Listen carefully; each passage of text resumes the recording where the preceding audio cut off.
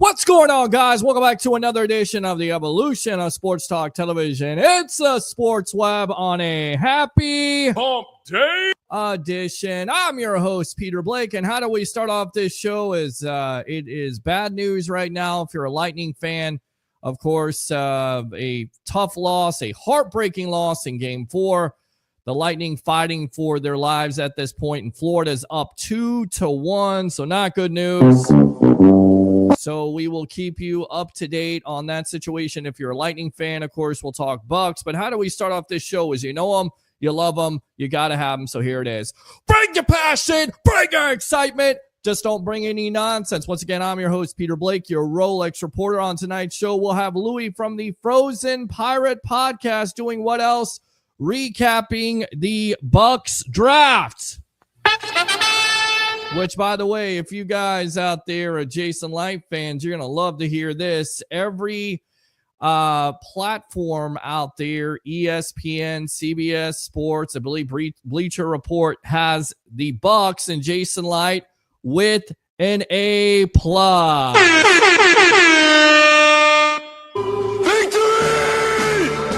What does that mean? It means that the Lightning just scored. Nick Paul with the goal there. So now it's tied up 2. So once again, we'll keep you up to date. But Nick Paul scores first period, 7:44. Lightning win. We go to game 6. If they don't, they are out. But what does it mean? What does draft grades really mean?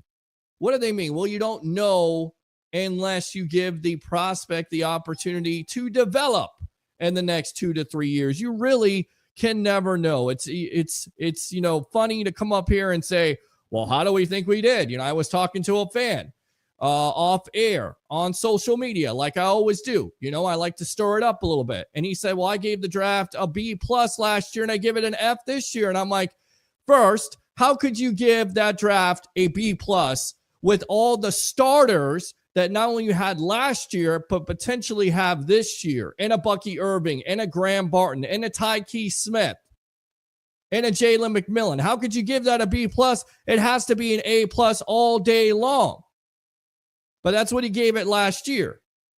And then he gave this draft an F. So the question for the night out there for webheads, because I like to ask questions, because I'm always giving you something to think about.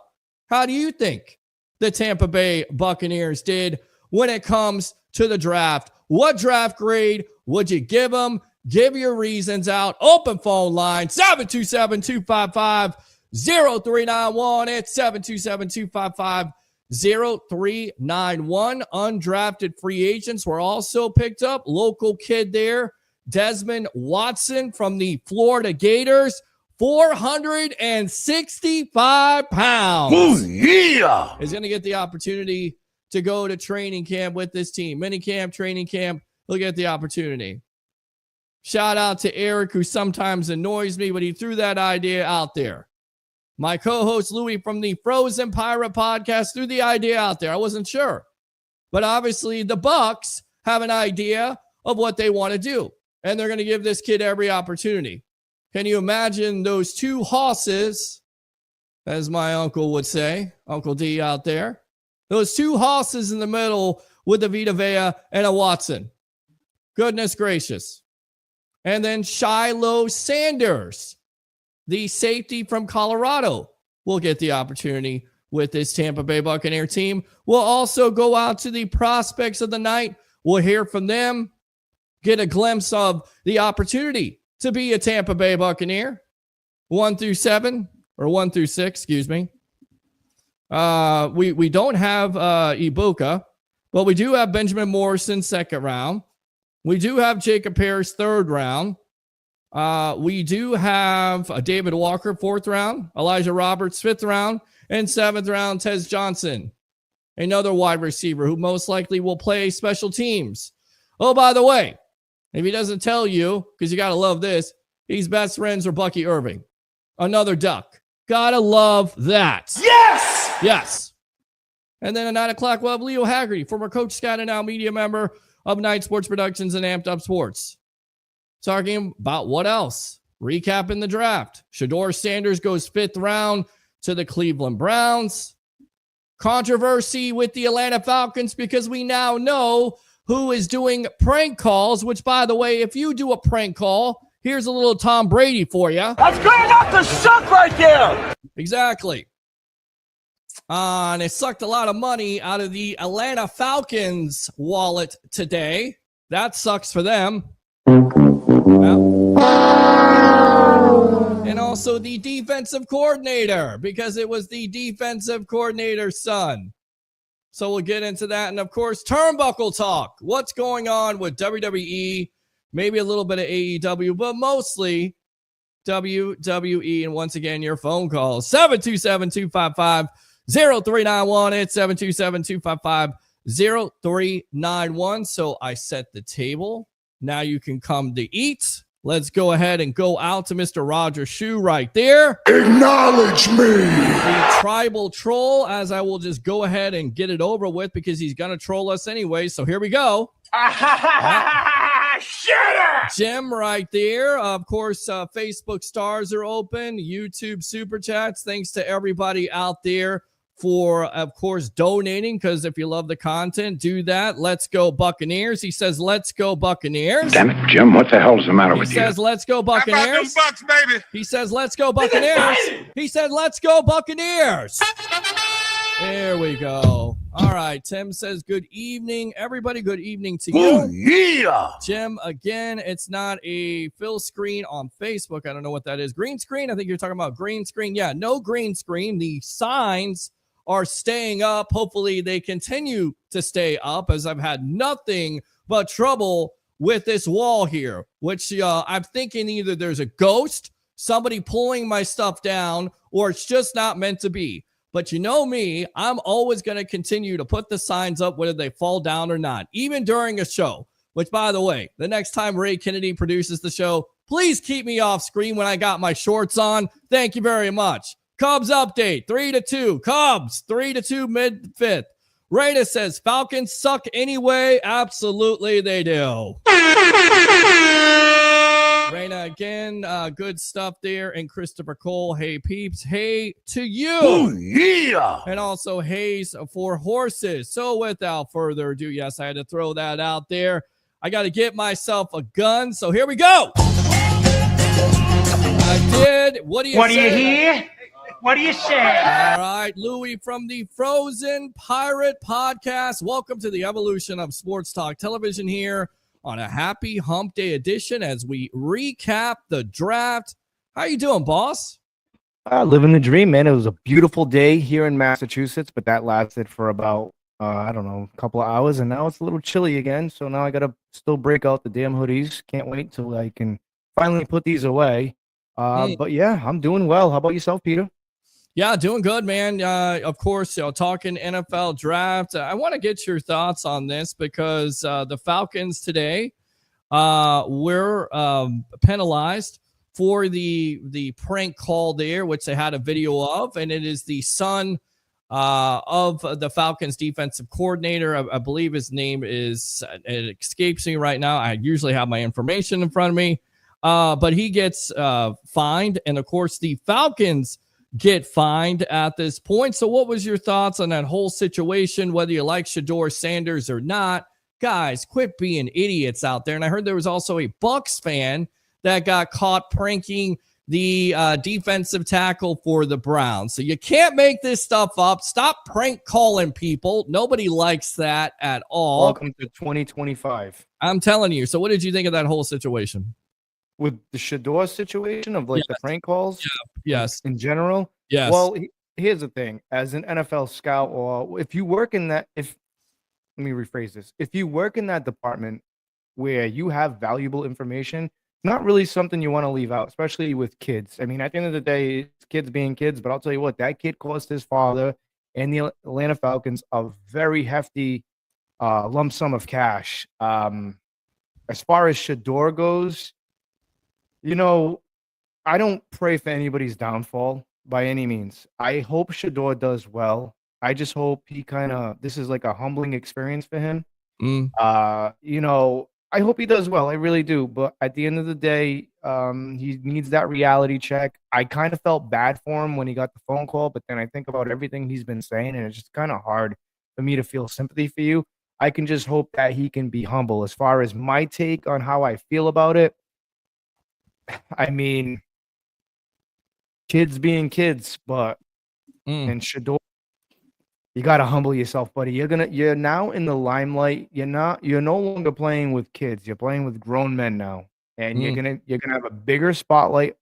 I know a lot of people may disagree with that, so make sure you let us know in the comments. But I know a lot of people will disagree. But I'm telling you right now, it's gonna be all eyes on the Cleveland Browns and Shedeur Sanders. It really is, and he's gonna have a lot of eyes on him. And I want to go ahead and read some of these, read the comments from the defensive coordinator, Jeff Eelbrick. They've been getting fined a lot. Yeah, his son was the one who did it. He said, my actions of not protecting confidential data were inexcusable. My son's actions were absolutely inexcusable. And for that, we are both deeply sorry. Of course, his son, 21 years old, admitted to the prank call and apologized in the Instagram post, because that's how you do it. You don't get in front of a camera. You get on the Instagram post. and apologize. So yes, they were fined, and so were the Atlanta Falcons. Something along the lines, and I'm looking at it right now. I thought there was like 200,000 and then 150,000 for Old Brick. So there you go. That He situation. plays football too. That kid. Well, I believe he plays football. So you that's just not going to wonder- look good.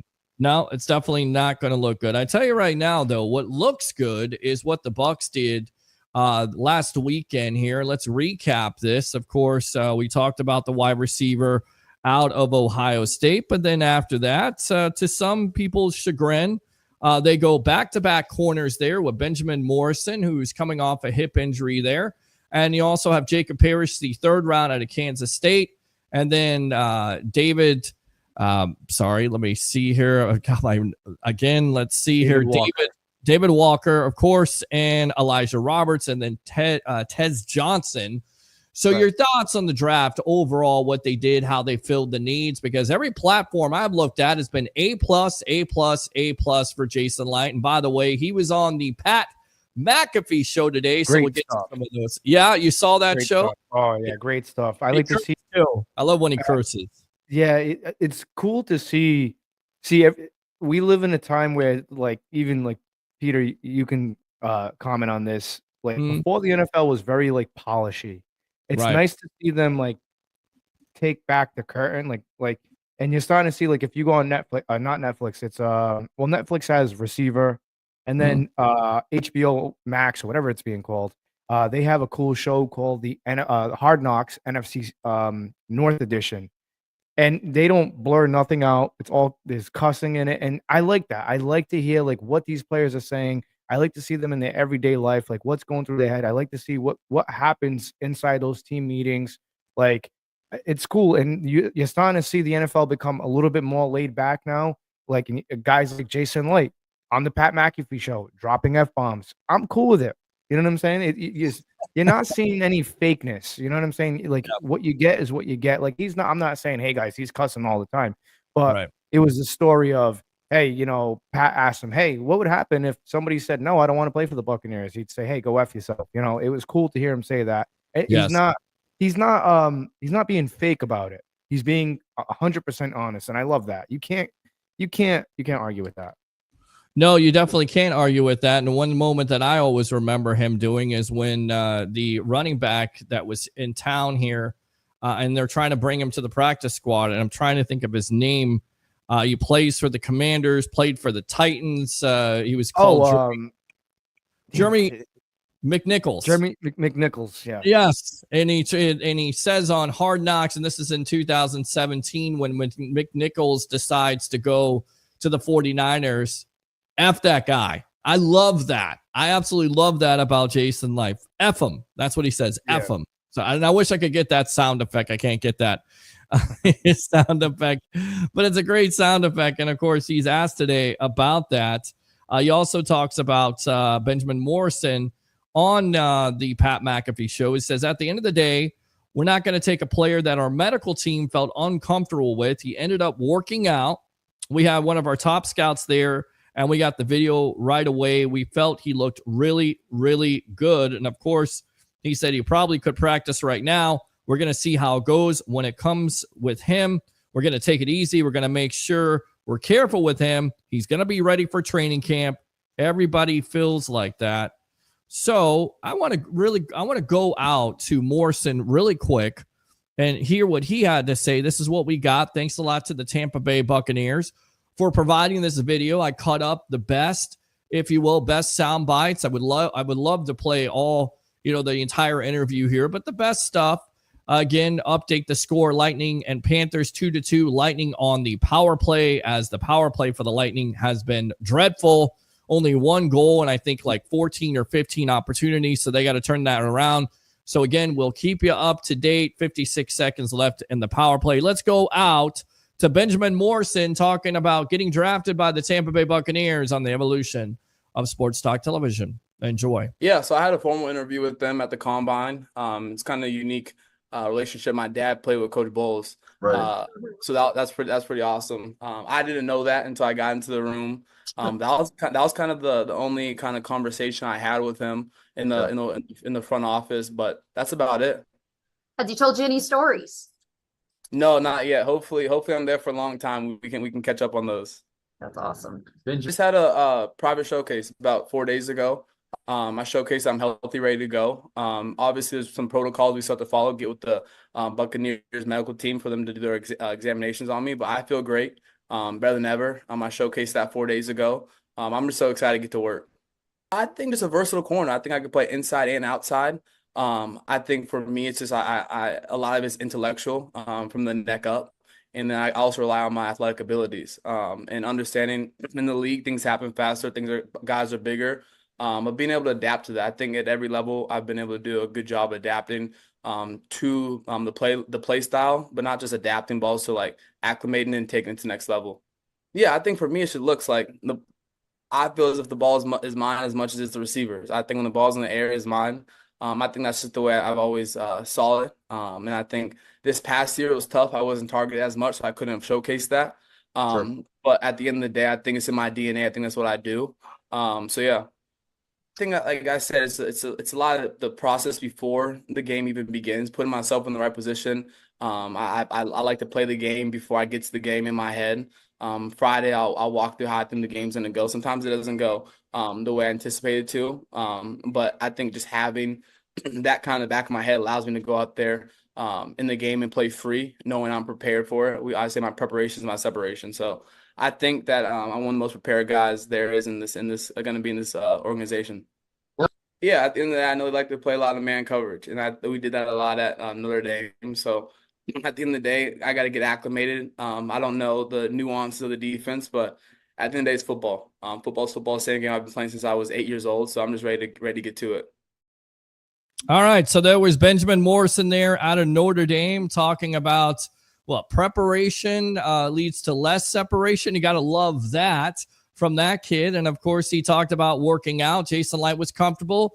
The medical evaluators, if you will, for the Tampa Bay Buccaneers were comfortable. So look, he was a first round talent if he doesn't hurt his hip. It wasn't a torn ACL. Got to correct myself. It was a hip injury. Looks like he's healthy. Looks like he'll be ready for training camp. So your thoughts on Mr. Morrison out of Notre Dame? I like this pick. Peter, me and you have been discussing the build-up for the draft that we wanted to see defense. So let's took him back by wide receiver in the first round. Anybody that wasn't took him back by that, you're lying. Stop. Benjamin Morrison, I like him. I mean, 84 tackles in his whole college career. I believe he has. Let me take a look at the stats. 9 interceptions total. 18 passes deflections over 3 seasons. I mean, he's got a knack for the ball. I like the kid. And I agree. If he didn't get hurt, I think he would have won in the first round. I think they have to be very careful with him. I don't want to see them rush him. Just hopefully when they start, when the rookie minicamp start, May 20th, I want to say. Mandatory rookie minicamps, I believe, start. Hopefully they have a better understanding of where he's at, because I'm really excited to see this kid play with Zion McCollum. And I say Zion McCollum for a reason, and we'll get to that later on in the show. All right.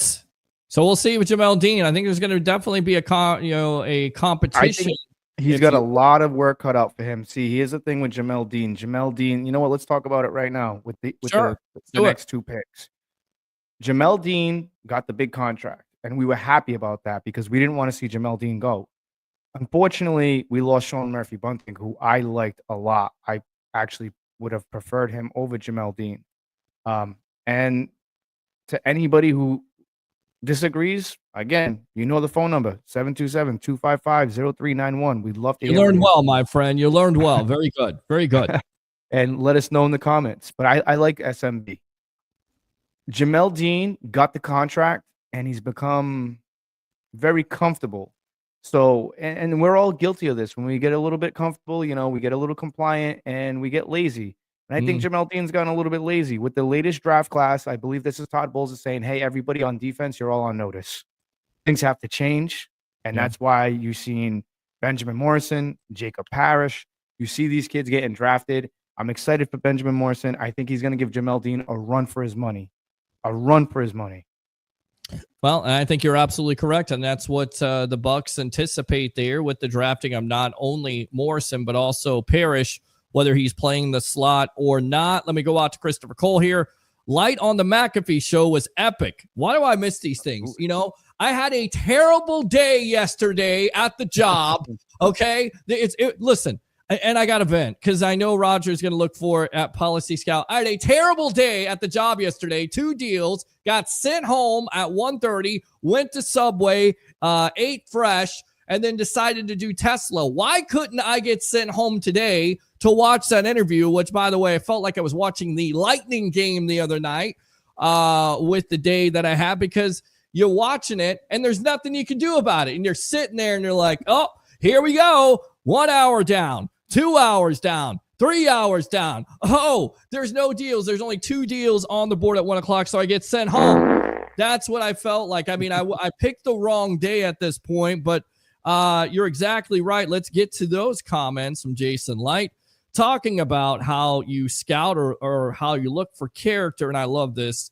It's really hard. We put the players that are worthy of being drafted on the draft board like every team does. But then we just kind of take, I got to say, you know why? Because I got to vent the assholes and the douchebags off, and the guys that don't love football. That's right. You heard me curse.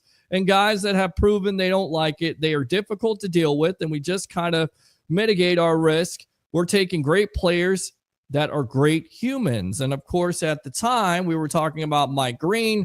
There was some situations there, couple, and a lot of Bucs fans wanted the Jason Light to take him. And you kind of think maybe this is the reason why they didn't take Mike Green, as talented as he was. Tell you what, let's get out to more comments here, and then we'll get out to Jacob Parrish. Everyone go put money on Baker to win the MVP. If he plays every game, he's winning it. No doubt in my mind. I love that, Virgin Boys. Of course, thank you very much for the YouTube super chats the other night. Agent, beautiful mother here, Sandra Nagel, always making an appearance no matter what. Watching the best sports talk show in the Tampa Bay area, the Sports Web. Thank you very much, Mom. Appreciate you. Oh, yeah. And let's go out to Christopher Cole. Bucs have leveled up their depth. That's a great comment there. You agree with that? Certainly seems like that's what they were wanting to do. They double dipped at the cornerback situation, and they double dipped with edge rushers. Really quick, hold that thought. We'll get back to that moment. Let's go out to Mr. Jacob Parrish, the 3rd round pick out of Kansas State here on the evolution of Sports Talk Television. And by the way, if you don't feel old after seeing this kid and how young he is, then maybe it was just me. Here we go. I mean, it was a really good visit. I met with all the coaching staffs, and it kind of reminded me of K-State, just how everybody's connected, especially in that coaching staff. I've been learning a lot from them, to be honest, when I went down there, So I know they got a great culture, and I'm just ready to get down there and to work. Shoot, I really don't know, to be honest, but I'm comfortable playing inside or outside. Just which whenever they need me to do, I'm willing to do anything. So it's whatever, to be honest. Yeah, it's a blessing, to be honest, just getting to work with those guys. I'm going to learn a few things from the guys, iron sharper iron. So I'm excited to work with them guys. Shoot, I would say I'm a physical guy, I used to wrestle when I was younger, and I take pride in just being physical. I like to hit, all that type of thing, so I'm going to go with my physicality. With Josh Hayes, when I was a freshman, I played with him at K-State, and he was actually my locker buddy my freshman year, so yeah, that's my dude. I always knew they was pretty interested in me. On my top 30 visit, they said it went good, everything. Just always had a feeling that I was going to be Tampa. And I actually told my agent, we did a questions. He asked me where do you think I'm going to end up at? And I told him Tampa and ended up going there. So, like I said, I'm just blessed to be here. So I would say just my man coverage ability, I'm confident in myself when it comes to playing man coverage. So, I work on it every day. So I feel like that's going to allow me to be successful in the NFL. So I would say that. I would go being physical too, getting hands on the receivers, being able to be in the run fit, or playing man, playing zone. I'm just very confident in what I'm capable of doing. So I would say that. Yeah, I mean, shoot, it's a blessing, really. Like I said, iron sharper iron. I'm gonna learn a few things from him. He's gonna learn a few things from me. But ready to compete with that guy. I'm very excited, especially Mike Evans. He's one of the best receivers in the league, and I know getting reps against him is gonna make me a better cornerback. So I'm looking forward to that. All right, so former wrestler, physicality. I mean, these are the type of things you want to hear. Kid is very young, looks very young. Just saying, I felt old watching him. I like what he said though there at the end, Peter. Well, go ahead and expound on this. So a key thing he just mentioned was, I'm looking forward to going up against Mike Evans and getting some reps against him. That's huge because, again, a lot of these younger cats that are coming in here, like Parrish, Benjamin Morrison, like these guys have no idea. Like they're going to get challenged a lot in training camp, but they're going to get challenged by some of the best in the business. That's why I think this kid right here, I want all you Buck fans out there, all you web heads, I want you to take a good look at him and keep a close eye on him. I think this kid has the potential to be maybe number 2, if not number 1. Maybe not this year, but I have this strong feeling about this kid. This kid is physical. He's very disciplined. I like this pick a lot. I was very excited when they picked him just because we need that in this division going up against Drake London, Olave, and now you see what the Carolina Panthers are doing. We're going to need some physical corners. And this kid, he looks young, but I'm telling you right now, he's a physical corner. I like this kid. I love this pick. And just the fact that he said what he just said, mentioning Mike Evans, acknowledging, hey, I have a tough task going into training camp, going up against Mike, but he's looking at it as a positive. Like, I get to learn so much. So that's huge. Yeah, it's huge. And I go back to this comment here. I definitely think they've leveled up their depth. They feel certainly a better situation. And stand by. As we said, we go out to the phone lines here. So let's go out to the phone lines here. Let's get somebody on. Let's see who this is. Welcome to the evolution of Sports Talk Television. What's your name? Where are you calling from? You're on the Sports Web here on a happy hump day. Hello, Peter. I'm one of your regulars, Abraham. How you doing, man? What's going on, Abraham? Give me a draft grade because I know, and it's easy to say we don't know because they haven't played. But right now, just on paper, how do you think the Tampa Bay Buccaneers and Jason Light did, and why do you give that letter grade, if you will? I give it an A, man, or A plus because they nailed it every round. I mean, hey, I know there's a knock on not getting a inside coverage linebacker, but they nailed it every round. They got not only that, they didn't reach for anybody. They got value for every single round. They got the best player available, the one that's going to help them. I mean, yeah, we predicted it was going to be all mostly defense. Well, it was mostly defense. I mean, but they started with receiver and the receiver, but defensive players in between. I mean, inside linebacker, I would not worry. I know they're going to pick up somebody along, like, between now and training camp or even before preseason or, during preseason or even before the season. So yeah, I wouldn't stress it. That's something, but I think they nailed it. Plus, they got 3 UDFAs that I like that I think they can make the squad. Shiloh Sanders, okay, I know there's a knock because he's Deion's son, but I think he can make it as a special team standout, as a gunner. He can get Josh Hayes a spot.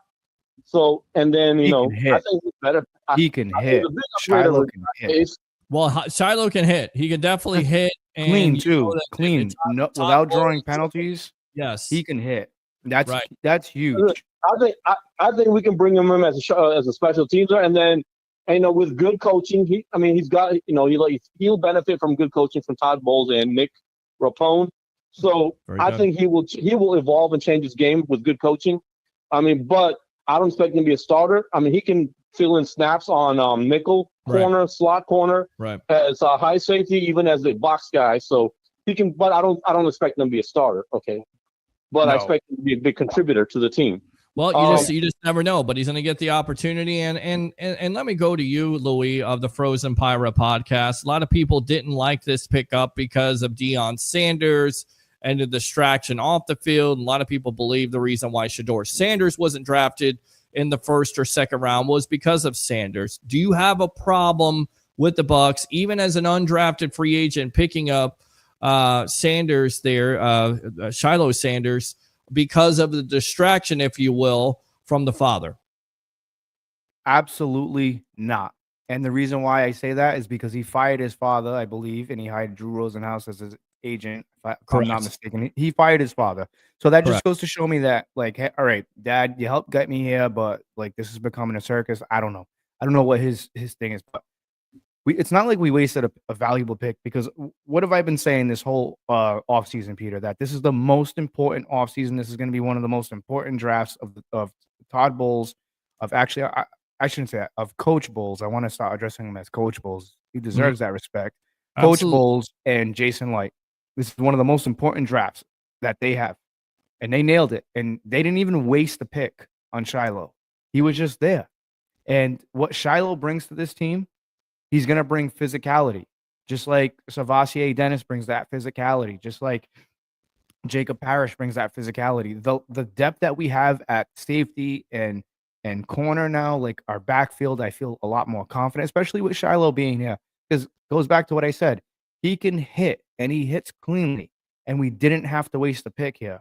And I think you're going to see Shiloh, if he can get it together, like if he can really perform, because he did fine at Colorado. I don't have the stats in front of me right now, but I will pull him up.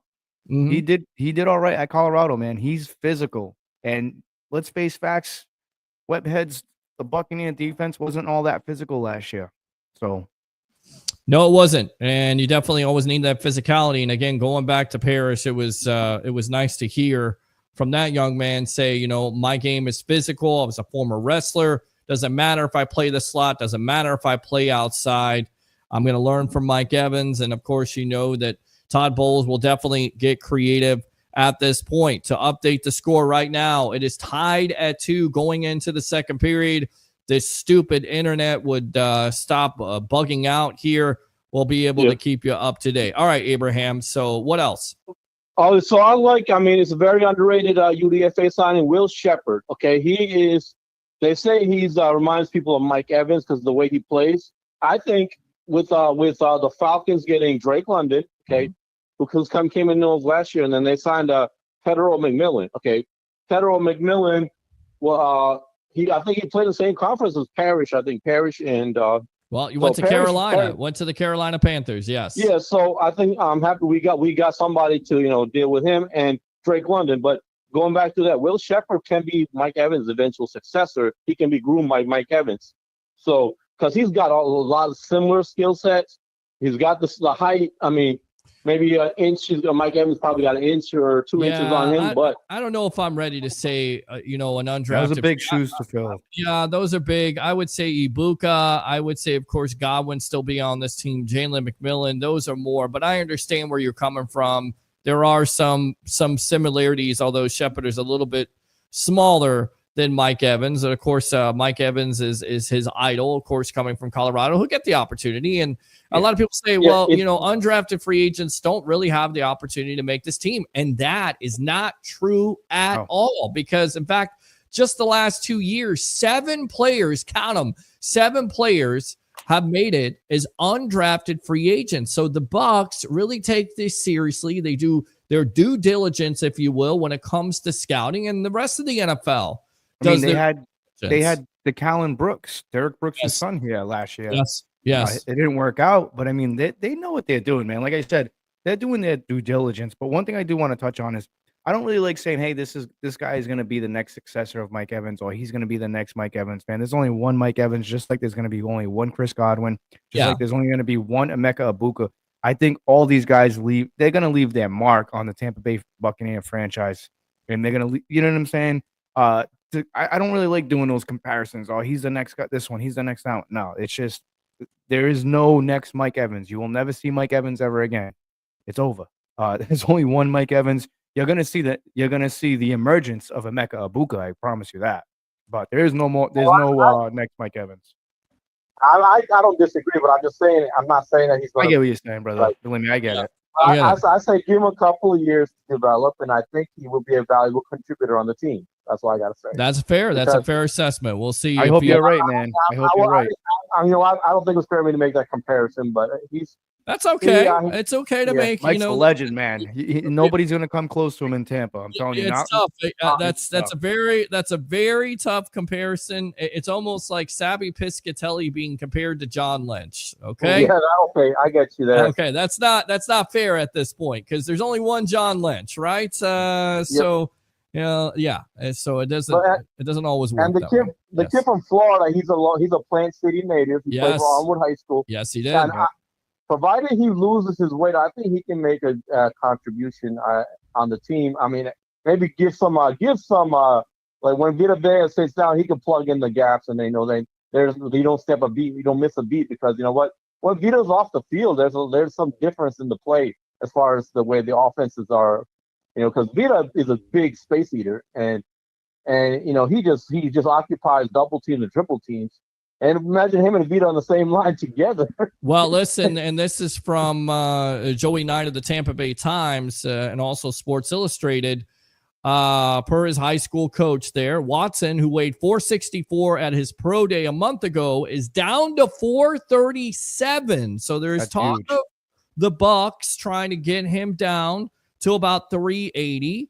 And of course, my concerns are, can he stay in shape? Can he do it necessarily? I think he's got lots of potential. He's got to lose weight, of course, but you can imagine if he's able to make this team, what kind of plan the Bucs would have in store, especially I think their nickname is Push Terminator, because the Bucs have been able to stop that in the first place. They've been one of the only teams in the National Football League to stop it with Vita Vea. Now, can you imagine Watson and Vea on the same line?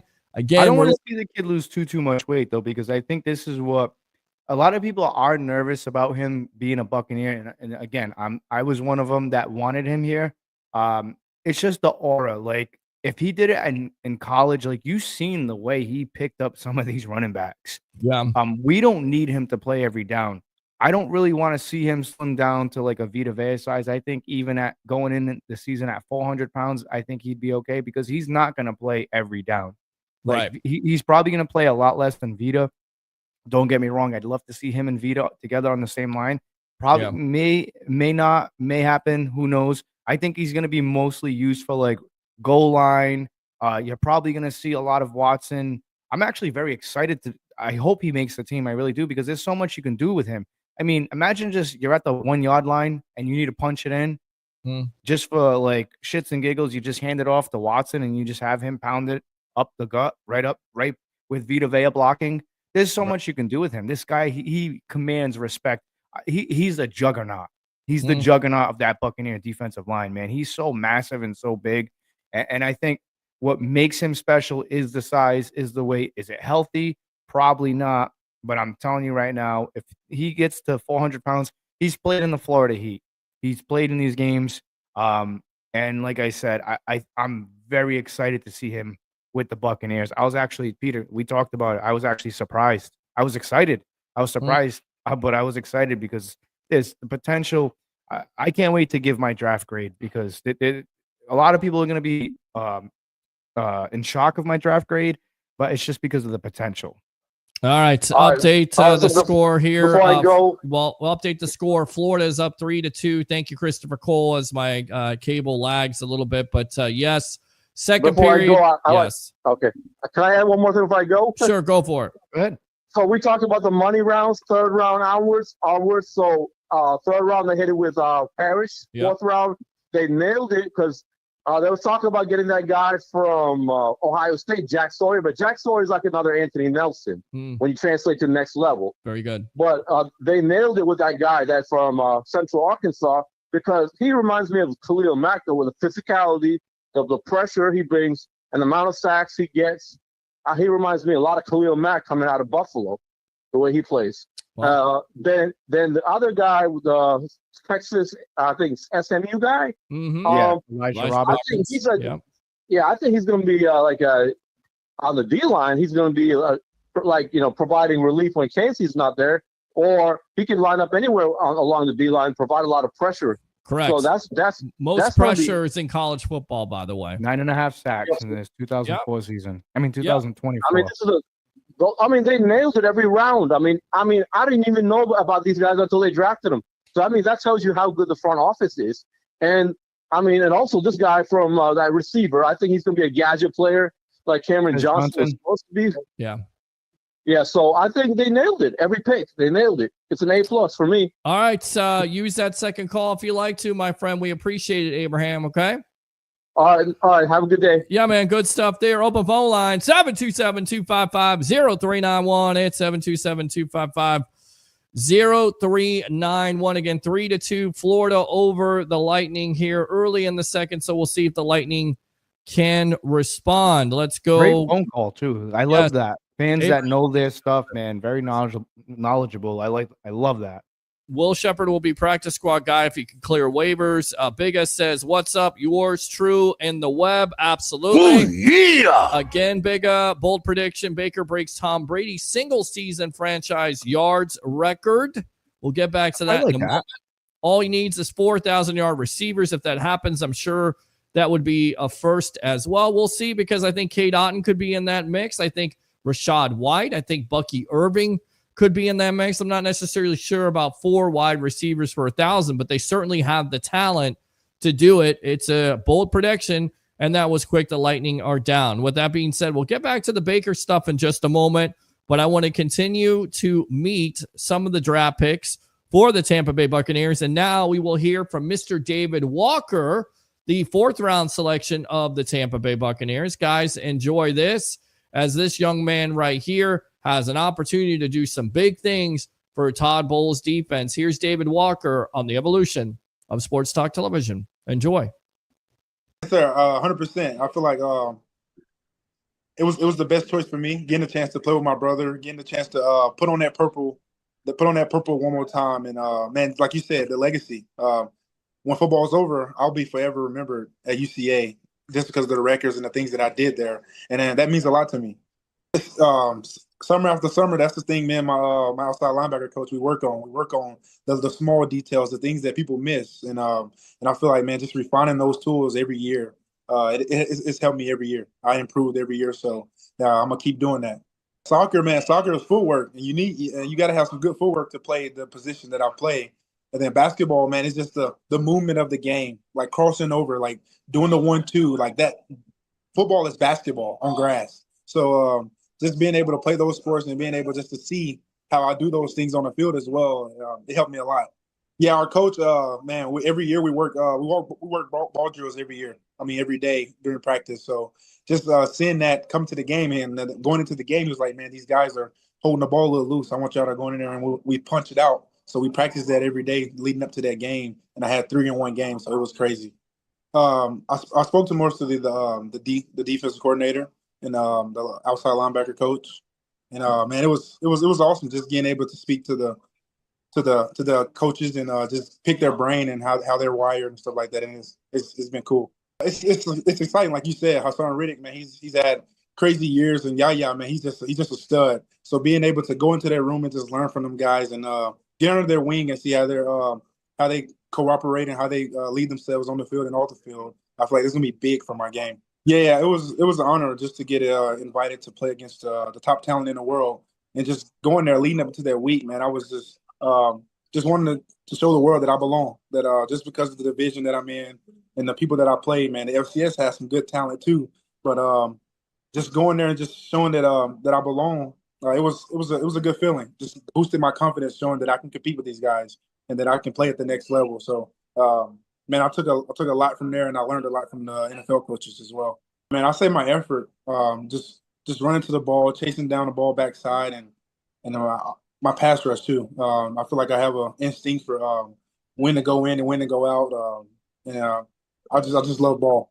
I'm a big James Harrison guy. Okay.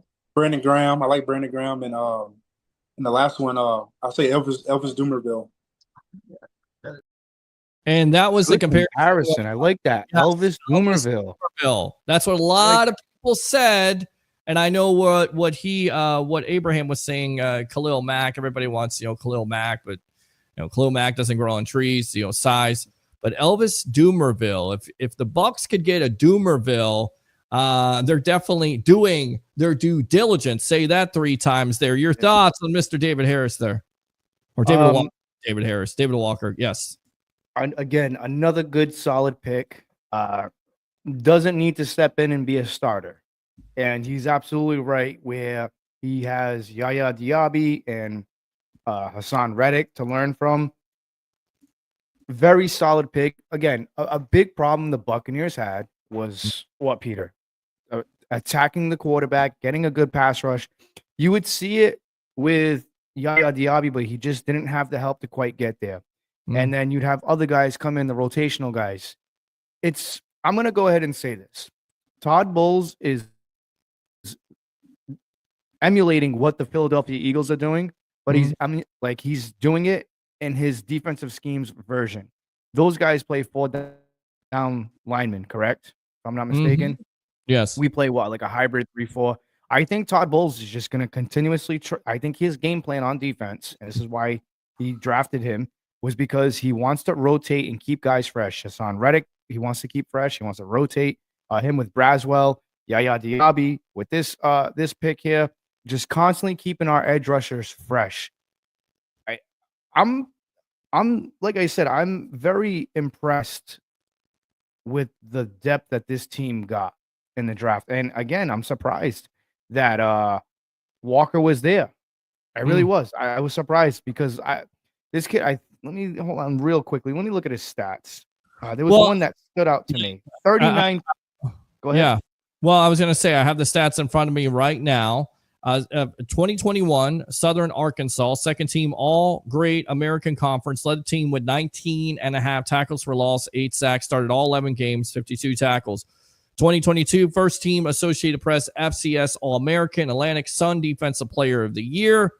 Finalist for the Buck Buchanan Award as the top FCS defender. Tied for FCS lead with 22 tackles for loss. Tied for second with 12 sacks. Started all 11 games, 66 tackles. 2023, second team Associated Press FCS All-American. 18 tackles for loss, 8.5 sacks. Set school record for 6.5 tackles for loss against our Tarleton State. Started all 11 games, 57 tackles. Pass breakup, forced fumble. Always has pass breaks up, so you know that he gets his hands up. On top of it, causes fumbles, which is what Todd Bowles wants. More turnovers, ball hawks. And then 2024, first team Associated Press FCS All-American, United Athletic Conference Defensive Player of the Year, first team All-UAC, ranked third in FBS with 23 tackles for loss, tied for ninth with 10.5 sacks, tied for third with FCS with 4 forced fumbles. Easy for me to say. Played in all 12 games with 11 starts, 69 tackles, 6 pass breakups. Once again, getting your hands up. And I just remember listening to Bucs games at nauseum. Of course, you had to in those days when they were blacked out. And the great David Logan would always say, nose tackle for the Bucs from the late 70s there, would always say, defensive players, get your hands up because you never know what's going to happen. You're absolutely right. I cannot forget his name at this point, as it is Mr. David Walker. Love the medallion. Ball hawks at every position. You can't forget his name. I will try not to. Walker was on JC's show today, so great stuff by JC Allen of Sports Illustrated, the Sick podcast, Pirate Parlay.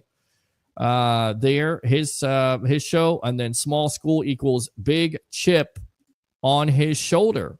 Which, listen, there have been, they talk about Buck Buchanan. This goes all the way back to the Kansas City Chiefs there. The reason why they had a defense because of Buck Buchanan.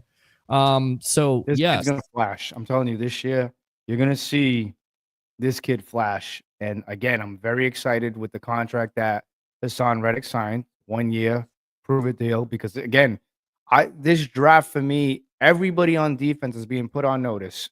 Everybody's job is available. And I like that. And don't be surprised. I'll call it right now, Peter. Don't be surprised if it gets chippy in training camp.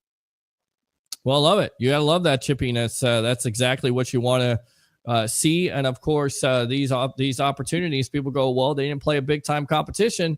Well, he showed out when he needed to show out. Oh, showed up. Right. We'll see what he does for the Tampa Bay Buccaneers. The next pick here was really Elijah Roberts. Why does this excite you? Because we'll get out to this because this is a little bit longer, about 5 minutes. Had some great stuff there. Local kid down from Miami. They are transferred from Miami. Again, they keep you up to date on the score. Florida 3-2, 12:24 left in the second period over the Tampa Bay Lightning. If they win tonight, they go to game 6. But right now, it is not looking good for the Lightning at this point, as they're in game 5 and they have to win in order to survive. But, Elijah Roberts, why did that pick excite you? Because again, rotation at the defensive line. Logan Hall showed up last year, 5.5 sacks, but we need somebody else in there to stay fresh. This kid last year, well, the 2024 season, 9.5 sacks. He can blow up a line. And again, with the quickness of Kalijah Kancey, I mean, I can go on and on the possibilities with this kid on our defense. The quickness of Kalijah Kancey and the big body of Vita Vea, I wouldn't be surprised if this kid shows up with 3.5, 4, maybe 5 sacks this year. This kid is a playmaker. Again, I don't know how they do it, but they really pay their due diligence to a lot of these prospects, man. And I tip my hat off to Jason Light and Coach Bowles on what they've done to get Elijah Roberts out of SMU. This kid is a stud, a great pickup, in my opinion. And you'll see. You guys just wait and see. Let's go out to the phone lines here. Let's get this guy on. Mr. Kennedy!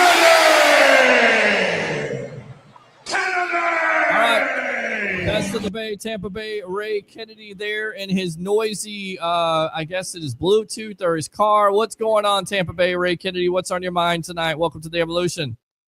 That's better, right? Yes, it's a lot better. Thank you. Yeah, sorry, brothers.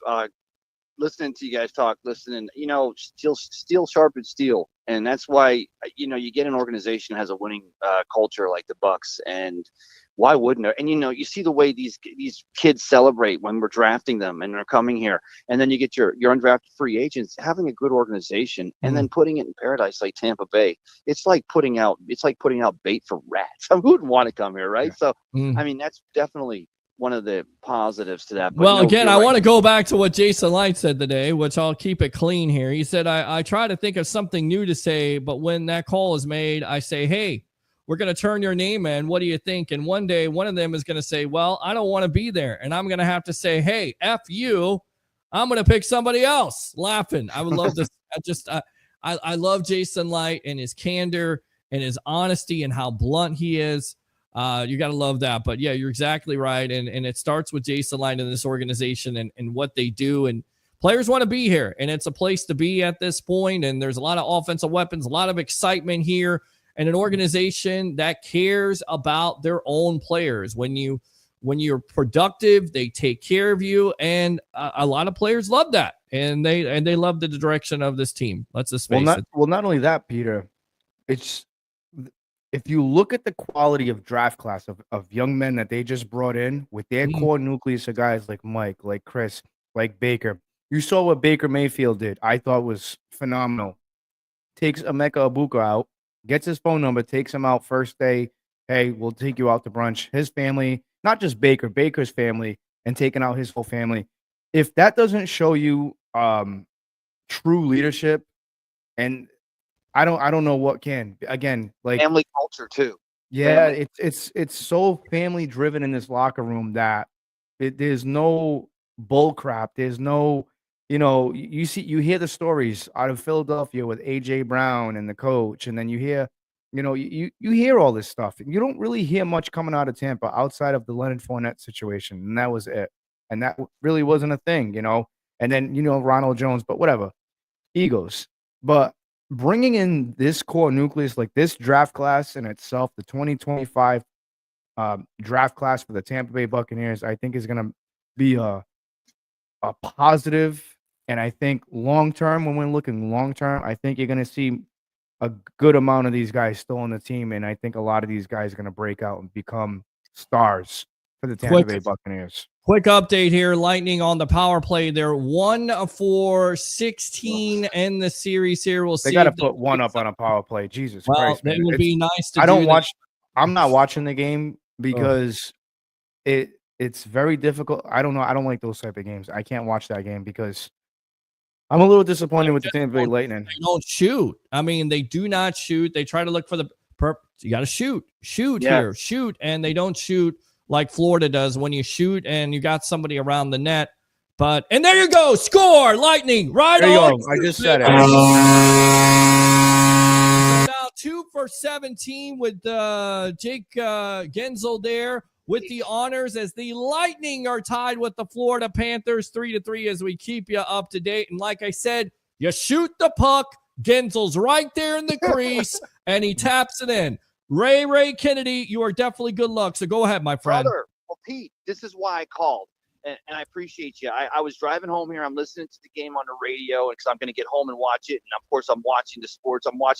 with my boys Louie and Pete rocking it. But excuse me. Genzel shoots, and Genzel gets the goal there. But there is somebody in the crease, and I believe if my TV would stop lagging at this point, it looks like it looks like Braden Point. So Braden Point's there. It looked like he got a little bit of piece of it, but it was Genzel there with the shot and the goal. So Genzel with the goal, 41st career playoff goal, third this series. No goal by Nikita Kucherov at this point. I mean, you've got to have your big guns. Yes. You got to get Kuch involved somehow. He's got to start shooting the puck. He's got to start shooting more. He kind of holds back a little bit, and he's the guy for the Leighton. Stamkos isn't here anymore, which when I was in Nashville, walking by Bridgestone Arena, because it's downtown, like in Broadway, looking at that big banner with Stamkos on there just doesn't seem right to me. Even Aubrey, she looked at me, she's like, wow. She's like, not even like a C. He's behind everybody. I'm like, it's just, the next day, walked right by Bridgestone Arena, didn't even look that direction.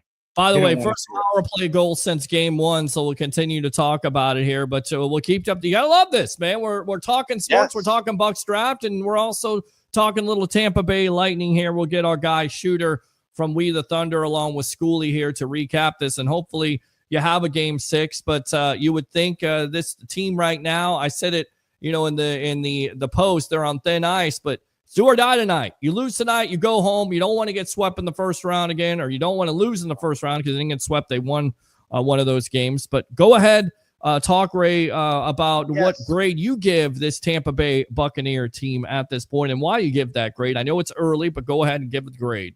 Be a teacher. Well, I'll give you the grade, but I just wanted to, if I could finish, I just wanted to remind everyone, because we're always telling them, hey, enjoy Gene Deckeroff while we have him. We always hear about these rock stars and these historic personalities in other markets. And I'm driving home and I'm listening to I'm listening on 102.5 The Bone. Shout out to them for Lightning games on there.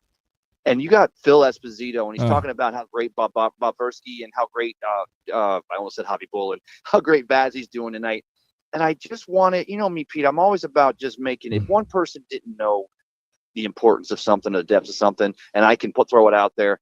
If a million people say, yeah, Ray, you're just reciting, you're regurgitating old stuff. I just wanted to remind everybody, and Pete, I know you remember this too because we were kids. Sure. If it wasn't for Phil Esposito and being here, he literally single-handedly got the NHL to give Tampa Bay the Lightning. Correct. If he even wouldn't have been here and been the original owner or GM on this team, we would not have him. So to hear him still on the radio here and the reason why I called, we were down 3-2, and I'm like, let me call and talk about the Lightning and bring up a little mojo. And then while I'm on the phone, gets the power play. It's 3-3. Yes, brothers. As far as the grade goes, I say strong B+. But if it does anything like the draft class of 2024, it has a great chance to go A+.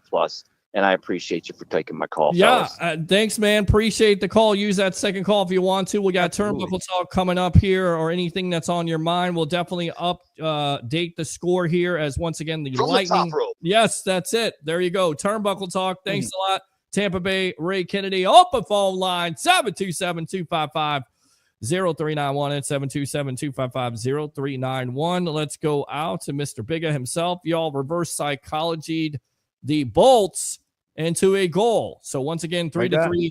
I love that. Absolutely love that. All right, let's go out to our next guy here, Elijah Roberts.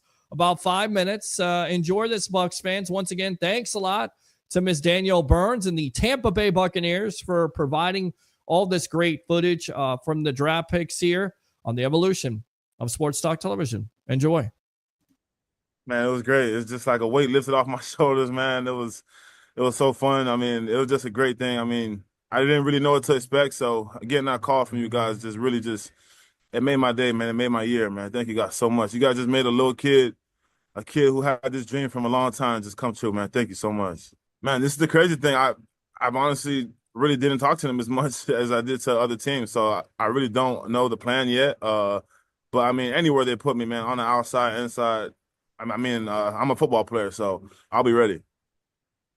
It's good, man. It's just it's good to know that I have a veteran like that, behind me who'll be able to orchestrate the defense. And then like you said, being a Miami guy, man, I have a quick drive up to Tampa, man, and I'll be home, so I'll be good, man. I can't wait. Can't wait. Man, I'm just a versatile guy. I honestly think I'm the best defensive lineman when it comes to stopping the run and rushing the passer. Film doesn't lie, man. I could set the edge from the outside. I could set the edge on the inside at 3 technique, and I could pass rush from anywhere, whether that's a 0, 1, 3, 2 wide, 5, or a 9. So, I mean, just being able to move around as much as I did at SMU, that's why my pressure count was up there. Sack count was pretty high as well. So, I mean, I feel like everything that I do well will translate as well. But obviously, there's a lot of my game that I want to get better for sure. Little things, just being real strategical, real technical with the footwork, with the get off consistently, with like just being technical of myself. I'm my biggest critic, so I can honestly go down the list and just honestly tell you things about myself. But obviously, I'm a really good player. But just getting into the league, man, every day I gotta try to work to get better for sure. I watch a lot of bigger guys who kind of are versatile guys, the guys like a Cam Jordan, Chris Jones, guys like DeMarcus Lawrence, guys who are who fit my frame, who are very versatile. Because like I said, I see myself as a versatile guy who can move up and down the line. Even guys like Braden Fitz. So I mean, there's so many guys who are so versatile, like on the D line, and that's where I see myself fitting in for sure. Man, that coaching staff did everything for me as far as just raising me up on the field, off the field, to be a young man, be the man I am today, man. They honestly show real love, genuine love, and that's why SMU has so much success, and they'll continue to have so much success. It's not about just what are you doing for me. I mean, obviously that matters in the game of football. It's all about wins and losses, but it's also, they care for every single person that's in the building, and I think that's the biggest thing. I guess, but SMU, honestly, when I hit the portal, it was just more of a scheme fit. I had offers from ACC schools, Big 12, whatever the case may be. It was more of how can I fit in, and then how does the scheme fit me, So it was just more of at SMU, man. When I talked to them and they know how versatile I was, and they told me that I'll be able to play the 5, I'll be able to rush from a 3 technique, I'll be able to rush from a 9 technique. Like it was a no-brainer for me to honestly go there for sure. Yes, sir. It was great, man. Anytime you're in a competitive setting like that, I feel like that always brings out the best in players. So, I mean, that's kind of how I felt, just going out there. Didn't really feel like I have anything to prove. Just wanted to show that, okay, against the best guys, it's not like my play's going to drop or anything like that. I just want to show, like I'm a ball player. Everybody's not perfect. Sometimes you're going to lose one-on-one reps and all that stuff. You just got to be ready for the moment. So, honestly, being in that moment, it was just a great environment, going against new guys every day, and then even in the game, going against great guys. So, I mean, East-West Shrine, thank you to them, and then thank you to the Bucs as well, of course. Man, that was great. I was one of the last wave guys to get the combine invite, so getting that right after the East-West Shrine, it was just a great week for me. I remember me and my agents on the phone just going crazy about that. So combine, East-West Shrine, man, this whole process has been great. Nothing short of a blessing, man. I'm just happy to be here, man. Blessed to be here. Of course. So my mom, she has a nonprofit for domestic violence victims, so she's been doing that for, I want to say, plus over 10 years now. And ever since I can remember, me and my brothers and sisters packing up purses, writing little nice notes to victims, sending it to the shelters where the women are. And then, we just hand them out. And then, you just write a note on the purse, and it has a lot of toiletries in there, stuff that they may need. Because when you go to a shelter, there's women who are on the run, from their abuser. So they don't really have much. They're just on the run and don't really have much with them besides the clothes on their back and the shoes on their feet. So we've been doing that forever. And then now I'm in a better position to help my mom kind of grow that, So whatever that may be, whether that's get her own shelter so she can help people out more, or get people into housing, and just getting that next step once you enter shelter, and just getting that next step into helping themselves. Because, that's not an easy thing, being a victim of abuse, man. It's tough. It's tough. I honestly played versus Kalijah, I think my junior year in high school. We beat him, though. We blew him out first week of the season. We beat him. But he had a great game. I think he had a strip sack, if I remember, or he scooped and scored. Either or. He probably did both. But he had a great game, man. I remember seeing him across the sideline. He was a great player. So being able to line up next to those guys, man, just knowing that they're going to draw so much attention, kind of free me up on the one-on-ones, man. It's going to be great, man. It's going to be really good, man. Really good. All right, so there you go. That's Elijah Roberts giving an update on the score right now. Tied at 3. Lightning on the power play once again. Looks like they're not able to put the biscuit in the basket, so Florida survives. Second period, 4:49 left, and I just cursed it because the Florida Panthers just scored. Wow. So now the Lightning got to get better on those power plays. That's so unacceptable, man. It's defensively, there's so many breakdowns. Sam Bennett there with the honor. So the Florida Panthers are now up 4-3. Another lead change there. Let's go back out to these comments, and then we'll talk about Mr. Elijah Roberts there. Ray's going to lose with no hits again. Going to get a chance, no hits and no runs again. I have not watched that, but Kansas City came to town 5 in a row on the road. You think they're getting their stuff together, and this is baseball. Once again, you get back to Steinbrenner Field, you lose to the Kansas City Royals. I guess they're losing right now. So, and then of course, and then the Orlando Magic. Oh, no.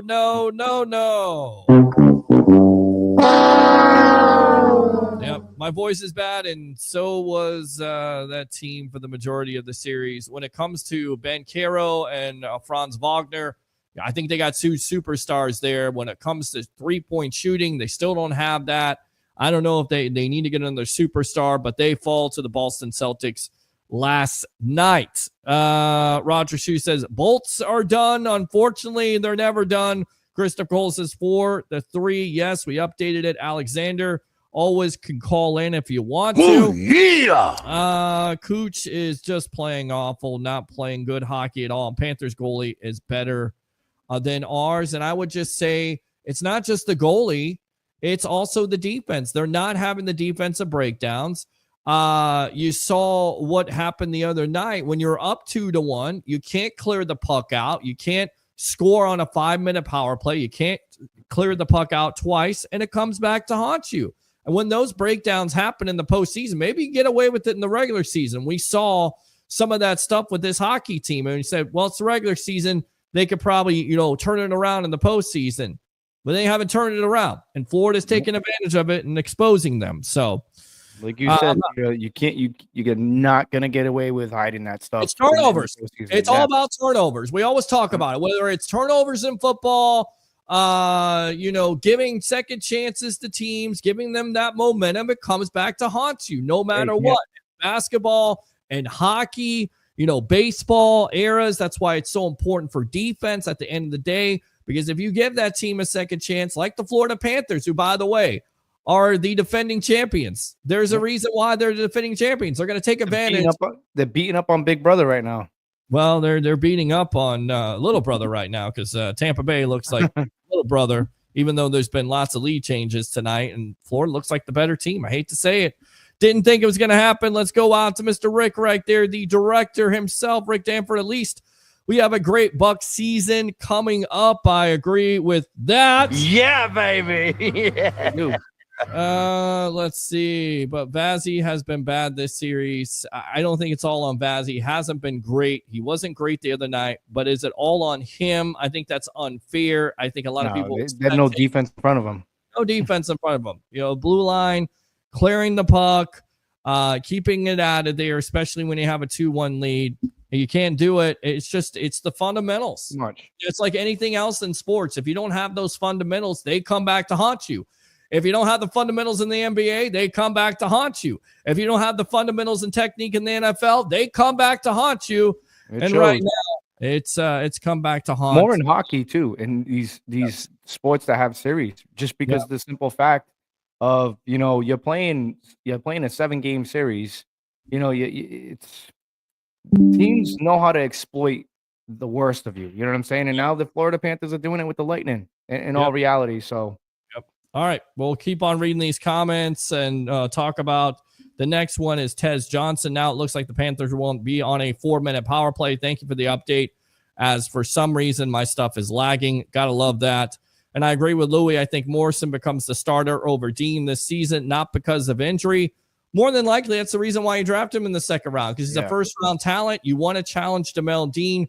Dean, with all the things that he has, he has all the potential. We've seen it before, but he's too inconsistent and he can't stay on the field. And that's the reason why you draft Morrison. I wouldn't be surprised, Peter. I would not be surprised if by training camp the Buccaneers trade him. If they like what they see, with their younger guys here. Let's just say, training camp's over. These two guys balled out in the preseason, Morrison and Parrish, and they looked really good with Zion McCollum. It's a good possibility that they could be trading Jamel Dean. Just saying. All right, we'll see. All right, Louie from the Frozen Pirate Podcast. What do you hear? What do you say? All right, there you go. Christopher Cole says, never mind. Yes, I'm watching right now. As again, the Panthers are up 4-3 as my stuff continues to lag. All right, we were not the only ones that liked, and a lot of Bucs fans out there. Again, the question of the night: what would you give this Bucs draft? What's your letter grade? Is it A, B, C, D, or F? I actually heard a Bucs fan say it's an F. Yeah, that's crazy. Come on. You got to go. Anyone who gives this Buccaneers draft an F, you clearly don't watch the game. You clearly haven't seen these kids perform. The problem is in this day and age, everybody wants the star player right off the rip in the draft. What the Buccaneers did, they didn't lie to you. They said, hey, we're going to take the best player available. And they did. Emeka Ibuka, they took him. All right. And now they addressed the cornerback situation. Todd Bowles in the offseason. Peter, me and you covered this here on the Sports Web. Yep. He said we have a lack of depth. He just went out and drafted 2 corners. Yeah. And they addressed the defensive line and the edge. They told you what they were doing. So for me, I give this draft class because I think the next person we talk about, they could have got somebody else. And I'm going to give this a strong B+. As I keep watching more film on these guys, as I'm watching, I think it was Morrison going up against Marvin Harrison Jr. What really stood out to me was him defending him in the red zone. I feel confident putting these kids in the red zone on a 4th and goal situation, or if our opponent is at our 15-yard line and it's a third and 5 or whatever the case may be. I feel confident that these kids are going to step up and get a good stop. You want to know why? Because they're physical and they're available, unlike some people. So, I give it a strong B+. I want to give it an A. I really do. But I do have a couple of concerns. I love Tez Johnson, but real quickly, Elijah Roberts, this kid, if you guys are paying attention, you guys just watched everything he said, he is such a great human being. If you listen to him, he got raised the right way, and that's going to show, and you're going to see this kid mature into his position. You're going to see him mature, and I'll go ahead and say it. I wouldn't be surprised if a couple of years you see a captain's patch on this kid's jersey, just because of the maturity that this kid's bringing to the team. He's a great kid. The way he talks, his mother raised a great kid, man. I'm telling you, that's what it comes down to, the foundation and fundamentals. That's what makes a good football player. Because if not, you end up with Antonio Browns and these head cases. You know what I'm saying? This kid has a solid foundation, a solid foundation. And then just you heard what he said. He's doing charity work and helping his mother out with domestic abuse. Yeah. Domestic abuse. Who does that? Mike Evans. Yeah. You know what I'm saying? Perfect fit for him here in Tampa Bay. And I expect this kid to be a leader in this Buccaneers locker room soon. Great stuff. All right. We need a veteran corner. I think they're going to go with the guys they have at this point. I know that they swung and missed on a free agency corner. We don't know who that is, but they didn't get him, so they went young. Dean sucks, says Steve Mike. Alexander says, I really believe Zion starts over Dean. At least that's how last season ended. Only reason Dean still here is because he's getting full guaranteed money, whether he's here or not. My mindset is CB1 Zion, CB2 Morrison, Nickelback Dean. Agree? I don't think Dean's going to play nickel. I think he's going to request a trade before he plays nickel. All right. This can go 2 ways. Either Dean is going to show up finally, like we're going to see, or he's going to get traded out of here, because I don't see him taking a back seat to 2 rookies. Well, by the way, also thank you very much to the media icon, Mr. TJ Reeves, for the footage from the Tampa Bay Buccaneers. I give it a B+. I guess I'm a homer because I just agree with all the platforms. I love A. I think they address the needs, especially getting one of the top wide receivers in the draft here. You're planning for the future, right. And also he's going to be a present force. So if you do have an injury, knock on wood, he comes in. And Ibuka, I love Morris. I think he's a first-round talent. He's definitely going to challenge Dean. Pears seems like he's a physical corner that can play the slot, play the outside, so versatile there. I love the 2 pass rushers there. And David Jackson and, of course, David Walker. David Jackson. Geez, why do I have David Jackson on my mind? David Walker there as I'm trying to watch. And, of course, Elijah Roberts. And then the next pick, Tez Johnson. 7th-round pick, has an opportunity to make an impact on special teams, which I think a lot of Bucs fans would like to see him do. Again, it is not David Jackson. It is David Walker. David Walker, David Walker, David Walker. There you go. David Walker. David Walker. We won't get 3rd or better for him, so they'll keep him for depth purposes. Yes, and it also goes back to what you said. He has experience with this defense. He knows he still has the opportunity here, Louie, to step up and save his job, but it's always a good thing to have guys because, once again, Dean cannot stay healthy. So that would be a big thing there. I hope Winfield stays healthy this year. Yeah, big time factor because Winfield Jr. was not the same player. He was not 100% all year long. Alexander says it's still a lot of vets that are still free agents on defensive side, so I wouldn't be surprised if we sign another. Do you think they go with the free agent there, or do you think they go with the? Because I feel like they're going to go with the young guys at this point. You made that. You draft 2 guys. I don't think you go with the veteran unless there's somebody out there in the second wave of free agency that is cut. Could you see the Bucs making a move for a veteran corner, or do they go with the guys on this team at this point, in your opinion? I think they're going to go with the guys on this team. They're not really known to make a splash this time of the year, just because I think they got everything in order that they want. Do I still think that there's a possibility that maybe they could trade for Jalen Ramsey? I don't know. It's tough because even though we have 2 good, solid picks here at corner, and you have Zion McCollum and you have our depth there, Jamel Dean is a big question mark.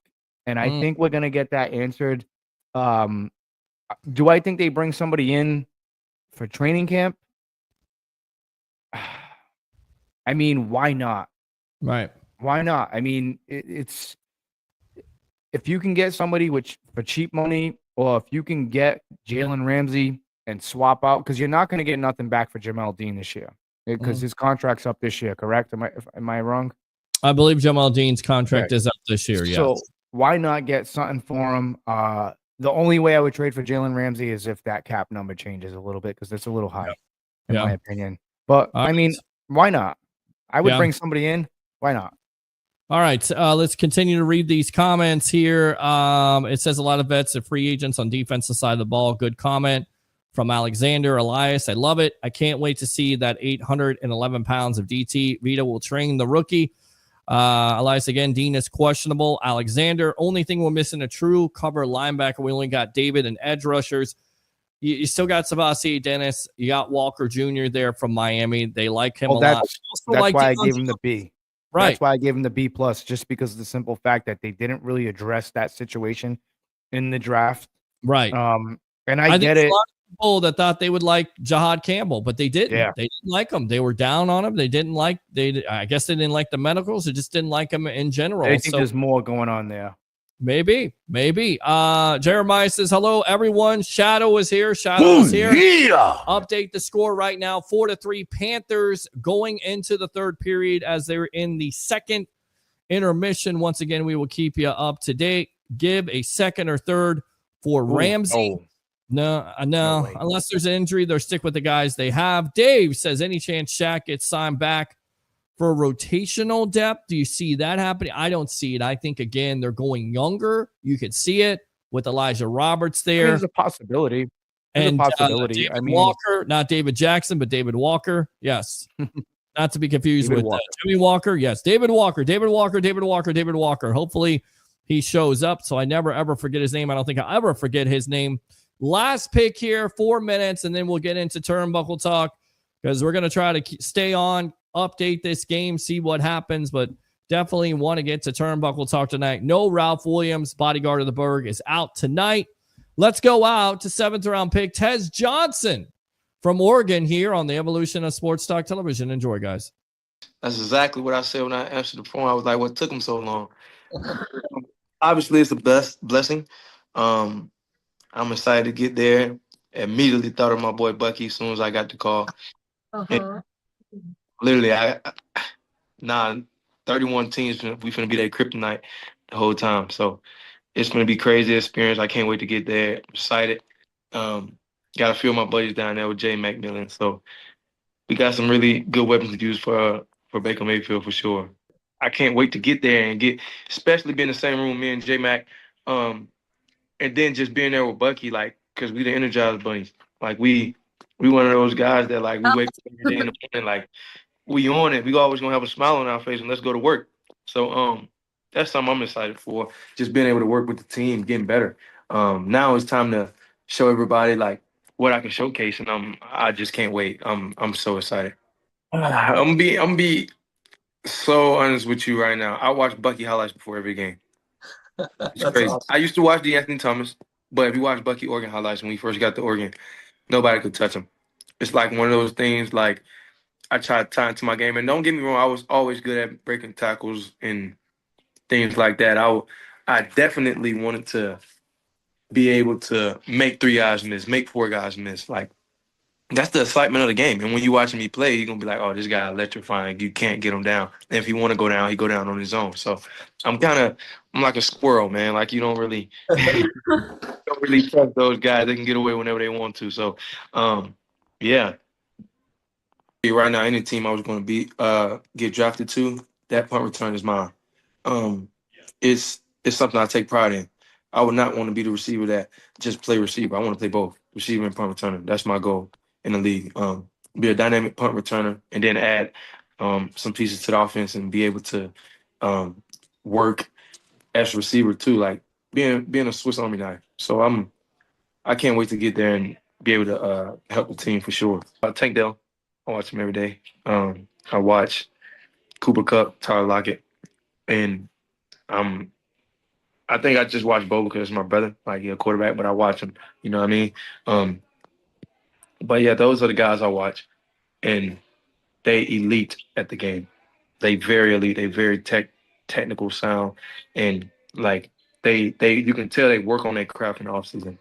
And I want to be one of those guys too, work on my crafts in the offseason and be able to showcase it on Sundays.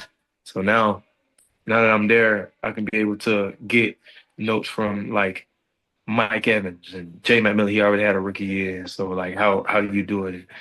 Goodwin, like all those guys that's in that room, I can be able to learn from them too. And I'm not never been one of the guys that just come in a room and be like, oh, this is mine. This is me. No, I want to learn first. Like it's guys there that know stuff that I've never known before. So it's my ability to be a sponge and soak it all in and be able to learn from those guys immediately. I mean everything. Bo helped me through the whole entire way. And I can't thank him enough. That's why he's the best quarterback in the league. And I mean, like I said, I can't thank him enough. This is my brother, man. I love him to death. And no matter what team I go to, we play them, don't we? We play the Buccaneers. I mean, the Broncos. No, Not this year. oh man, they lucky. Eventually. I was gonna let Sean Payton have it. So, It was a Bucs fan beers after a lot of those Saints battles. but he words can explain about how I feel about him. He helped me so much throughout the way. I love him to death. He's the best quarterback, I think, in my eyes that I've seen as a rookie. So he my thing is, Bo, he wasn't a rookie. He was never a rookie. He walked in the NFL a veteran. So I love that guy to death, and words can explain for sure. All right, welcome back to the Evolution of Sports Talk Television. It's the Sports Web. I'm your host, Peter Blake, along with Louie from the Frozen Pirate podcast. To update the score right now, Panthers up on the Lightning 4-3. Game 5, a must-win situation. If the Lightning lose tonight, they go home. 11 minutes until the third period starts. We also have Leo Haggerty in the back room. We'll read these comments, and then we'll get out to the legend himself. This is a good one. Alexander says, mark my words, Shiloh adds 15 to 25 pounds before preseason and becomes a hybrid linebacker in the same breath as Mark Barron. Remember Mark Barron, the first round pick from Alabama, and then becomes a linebacker for the Rams. I really wish he would have turned out, man, because I really liked Mark Barron. I don't know what happened there. Think it's possible for Shiloh, as hard as he hits, put on 15 to 25 pounds, play him at a hybrid linebacker? He could definitely do it. You know, real quickly, I think he kind of reminds me a little bit of, you remember what Mike Edwards did with this defense with Todd Bowles? I think he has a potential to do something like that. And again, everybody go out there, go watch his highlights. The kid can hit, and it's not like these unnecessary hits. He knows when to hit you. It's just perfect time. He needs a little bit of polishing, and I think Todd Bowles is definitely the guy to do it. And putting him with Antoine Winfield Jr. and stuff like that learn under, I think he could really thrive in this defense. But the only thing that I'm really worried about is the personality. That's the only thing. I don't really see that same ego from Shiloh, right? Like I do with Shador, right? But I think with one little thing, maybe something. We just need Dion to stay away. Well, I think Dion is going to be somewhat involved, but Todd knows the position. He played the position, so that gives him an advantage. Give me an update on the Rays score. Yeah, Rays up. How about Rays down? No. They lose to Kansas City, the Royals, 3-0. A total of 4 hits. You heard me right. 4 hits. Yeah, not good. Steinbrenner Field, not good to the Rays. Ramsey is a big no. He's not a fit for the Bucs locker room. Carl says, still have faith in the Lightning. Absolutely. Alexander. Tez, I don't think makes the team, unfortunately, for size purposes. However, he could beat out Palmer for special teams. It'd be great. Shepard and Palmer on thin ice in the wide receiving room, especially Palmer, because he can't put it together consistently in special teams. He's not that good. Tez is coming in with the chip on his shoulder. He thinks he's going to be a secret weapon on offense and special teams. Love it, especially when he says I was going to give it to Sean Payton. Who doesn't want to give it to Mr. Sourpuss himself? Or this. I'm trying not to suck right there. That's right, Sean Payton. If they make offensive package, it'd be great. And Steve Mike says, Rays lost, no runs. With that being said, let's go ahead and go out to our home run hitter. Maybe he could get into that Rays lineup and do something, at least get a freaking hit. Let's go out to the legend himself, former Coach Scout and now media member of Night Sports Productions, Amped Up Sports, Mr. Leo Haggerty. Book him, Dano. Book him, Dano, right there as the draft is done, my friend. We're watching the Lightning game. All kinds of lead changes tonight, but now the Panthers are up 4-3. Orlando Magic are now eliminated from the Boston Celtics last night, but we're talking Bucs draft tonight. Welcome to the evolution, my friend.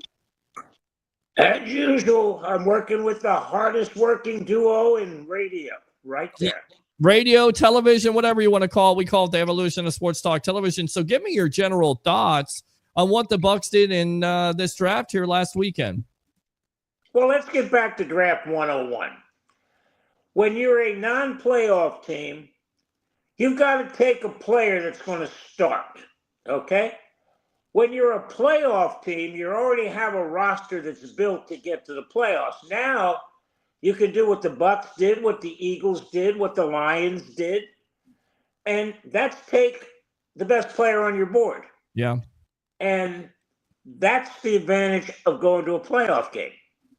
Because, yeah, you're going to lose some people, but it's not going to be a mass exodus from a non-playoff team trying to get to a playoff team. So, yeah, it's a very good draft.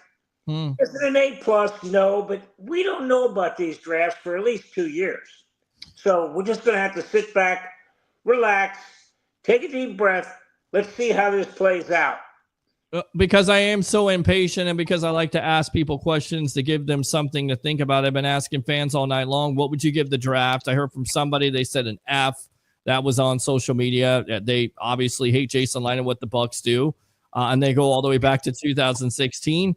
But relatively, it's been pretty good here. B+, A- across the major platforms. I know it's early in this process, but just on paper, what kind of letter grade, teacher, do you give Jason Light in this Bucs organization?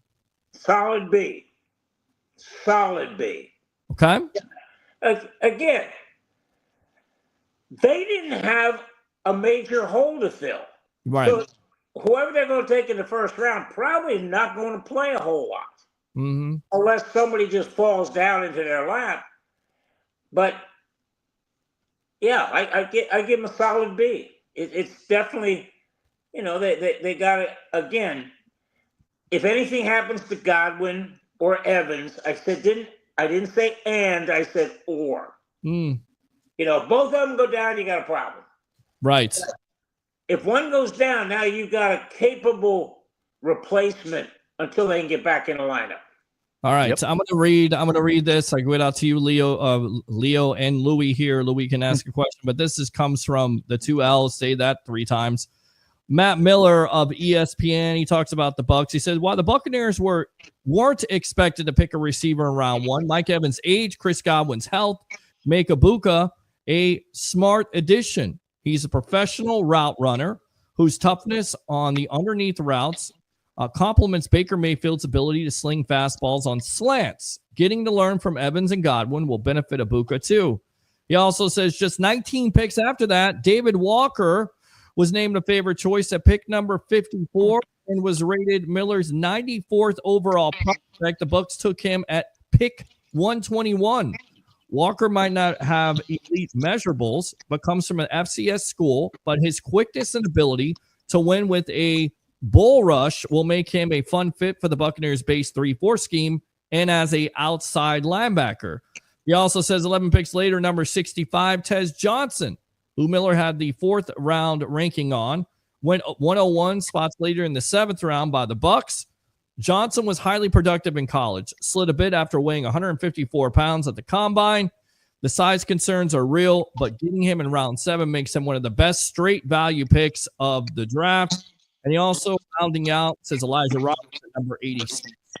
Miller had a 5th round grade on Roberts, so not immense value according to the rankings, but a versatile player that the Bucs can use along the line. He says Roberts has the ability to win from a 3-4 technique alignment or live at the end of the defensive line.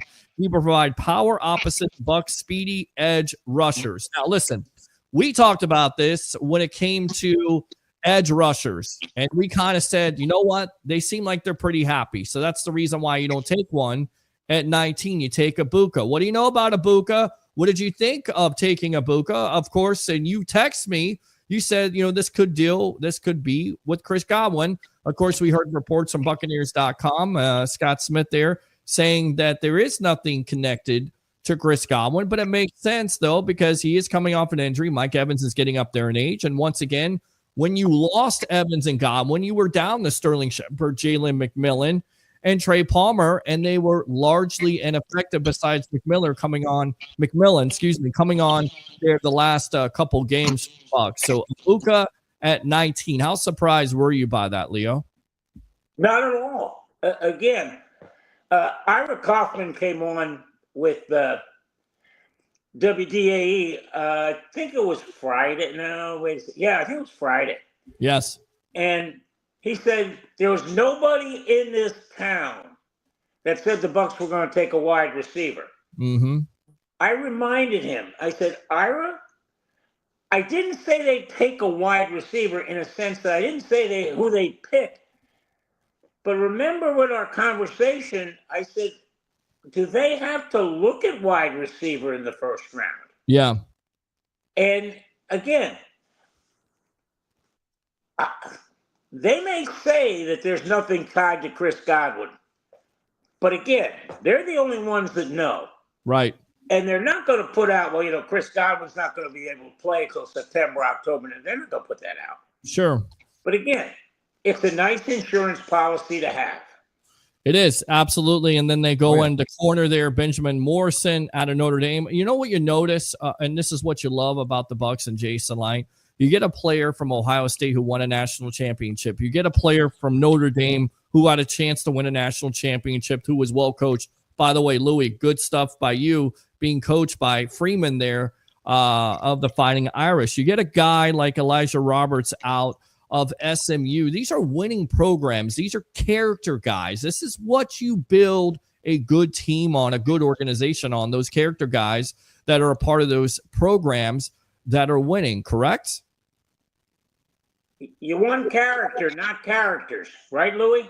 That's absolutely right. I'm looking at this draft class. I love it. I do. I gave him a solid B plus, Leo. And I'm before going into the draft, I said, hey, this is like a 10 or 11 winning team. Right now, I can sit here and say, hey, this is about I could see 12 wins coming from this team. Just because of the simple fact, Emeka Egbuka, what he's going to add, a big problem midway through the season was what? The injuries to Chris, the injuries to Mike. Now you have your insurance policy, like Leo said, and there could be a problem with Chris. And I don't think they're going to say anything. Like, you're hearing all the right things right now. Like, hey, yeah, Chris is doing the right thing. He's his rehab is on track.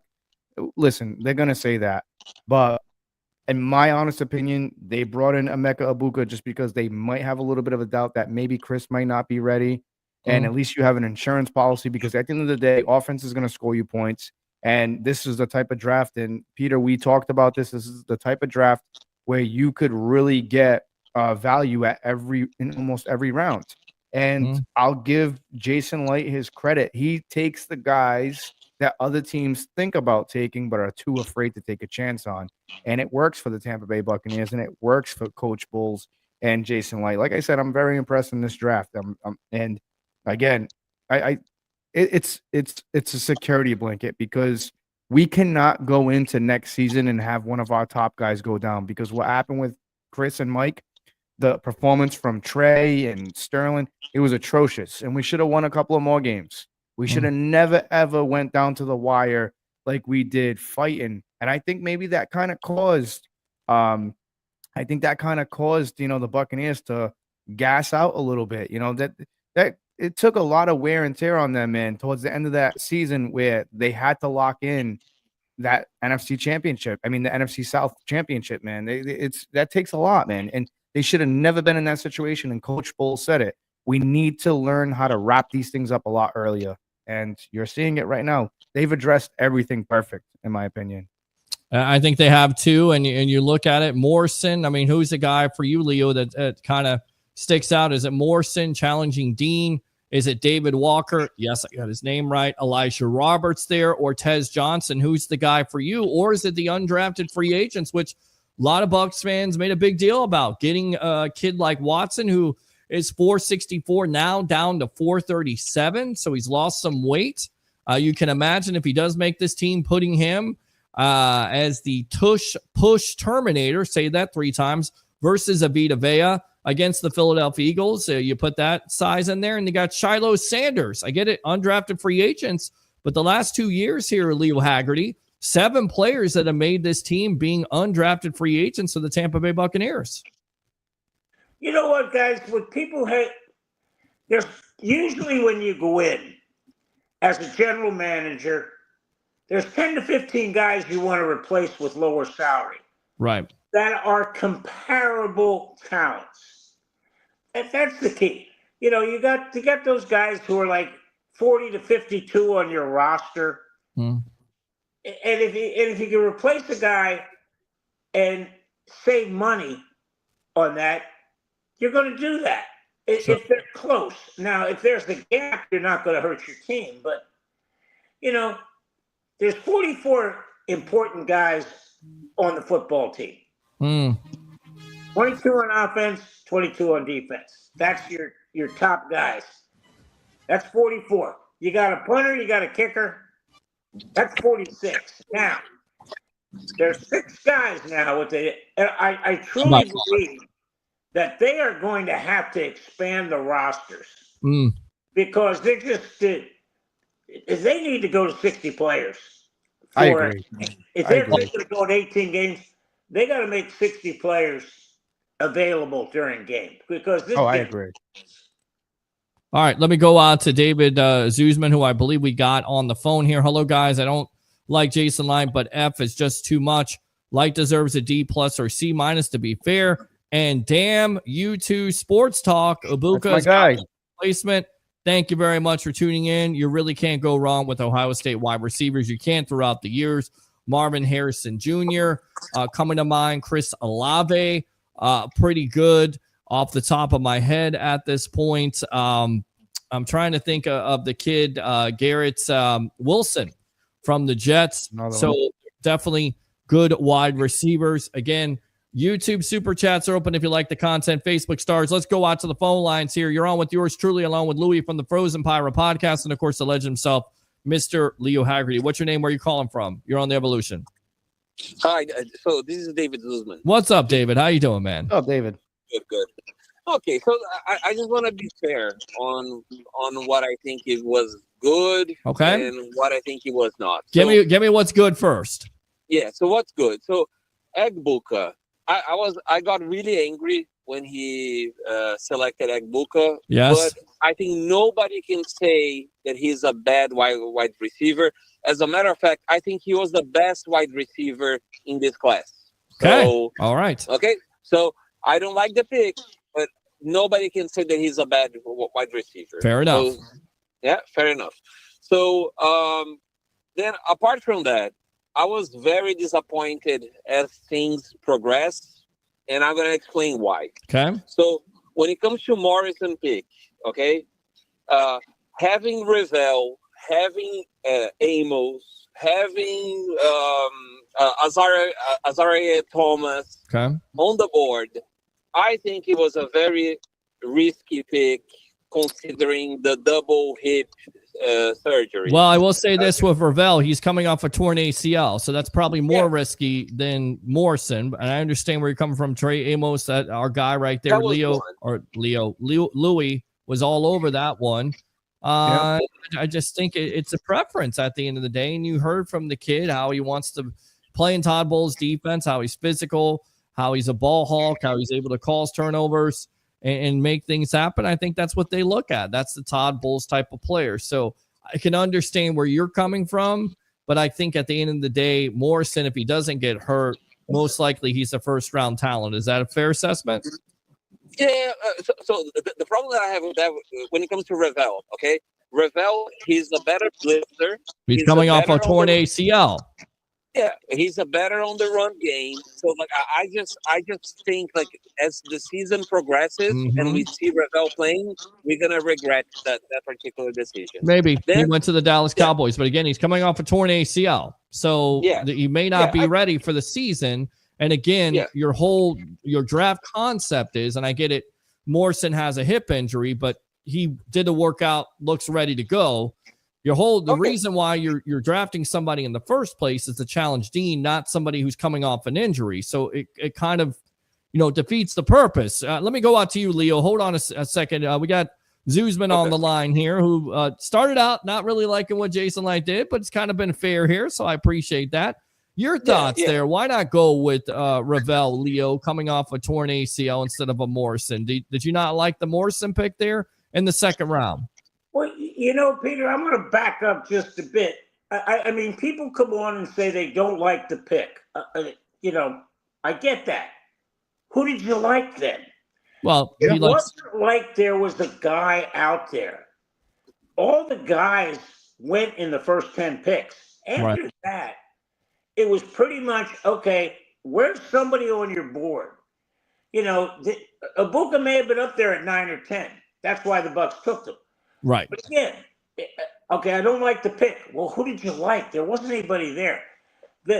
Izaraku. Well, he liked Izaraku from Boston College, which we talked about on this show a lot. But I think, again, it goes back to our conversation, Leo, that the Bucs and Jason Light love what they did last year with Braswell, drafting him in the second round. They think that he's going to have a good season. They liked Yaya. They liked Kalijah Kancey. And if you draft as a Raku, you kind of block those opportunities for those players to grow.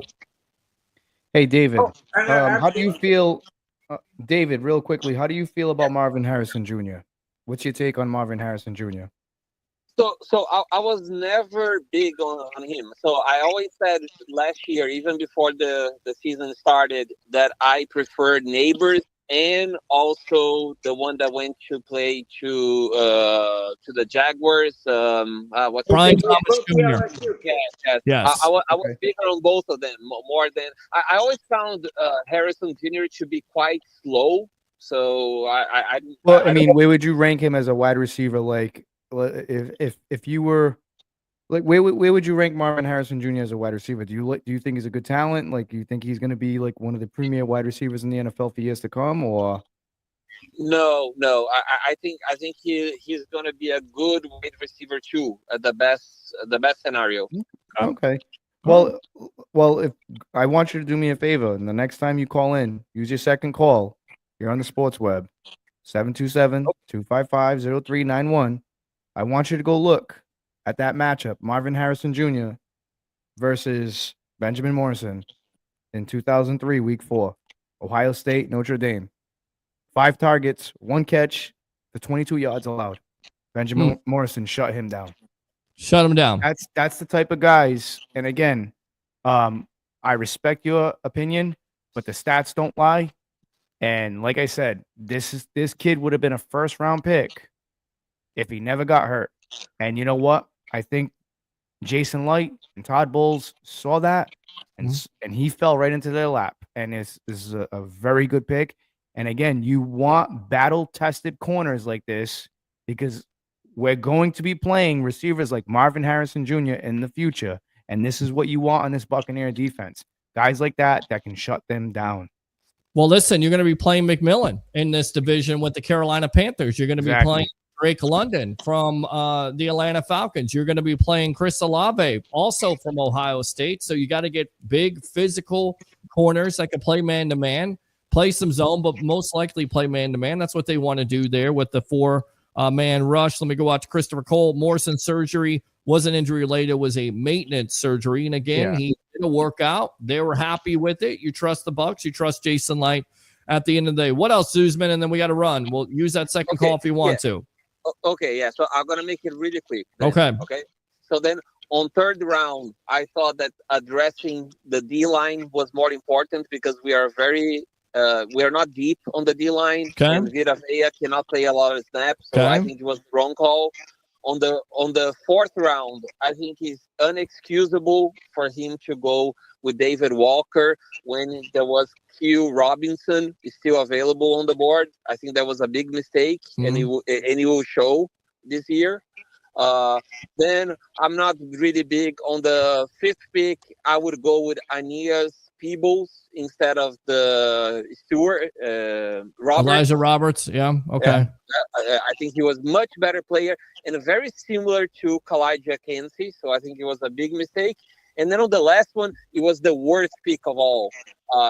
He had Elijah Badger over there available. There was other wide receivers, and they picked the lightest wide receiver ever on the NFL. And it was just a really, really bad pick. All right. And, well, again, we'll tough, see how it works out. Zuzman, I appreciate the call and the insight as always. Use that second call, my friend. All right. All right. Thank you, guys. Thank you. All right. Good stuff there. We'll give him the Daniel Bryan. Yes! He's come around. He used to hate Jason Light, and he's kind of, come around and being fair about it and being an analyst, if you will. A man God is good. Tampa Bay Buccaneers for life. 813. Good job. Thank you very much. Appreciate you as always, Mr. Williams. Yeah. All right. So let's change gears. Can I jump in here real quick? Yes, go for it. Okay. Let me give people a little bit of an education here, and it may sound a little cringeworthy. That's okay. But bear with me. Listen to you using big words from social media, cringeworthy. By the way, when you're getting back on Facebook, my friend, you got to stop selling that car and those cats and dogs. What can I tell you? Somebody's got to earn a living here. Hey, I just made a Facebook page for the Frozen Pirate podcast. I Peter, know. He's been asking me for so long. I sent you a friend's request. Did you accept it? I did. Okay, very good. Leo, we got to get you back on there. Back to what I'm talking about. Yes. Anything after the second round is for depth. if you're getting starters in the 4th, 5th, 6th, 7th round, you're pretty bad. You're a bad football team. Let's be realistic here. You know, first round, they got to start or they got to contribute depending upon where they are. First 16 picks, they got to start. Back 16 picks, Right. they got to play somewhere. The second round pick has to contribute. Has to be either your nickel corner, has to be maybe your posse wide receiver, you know, your second tight end, your third tight end, guys that are going to get on the field.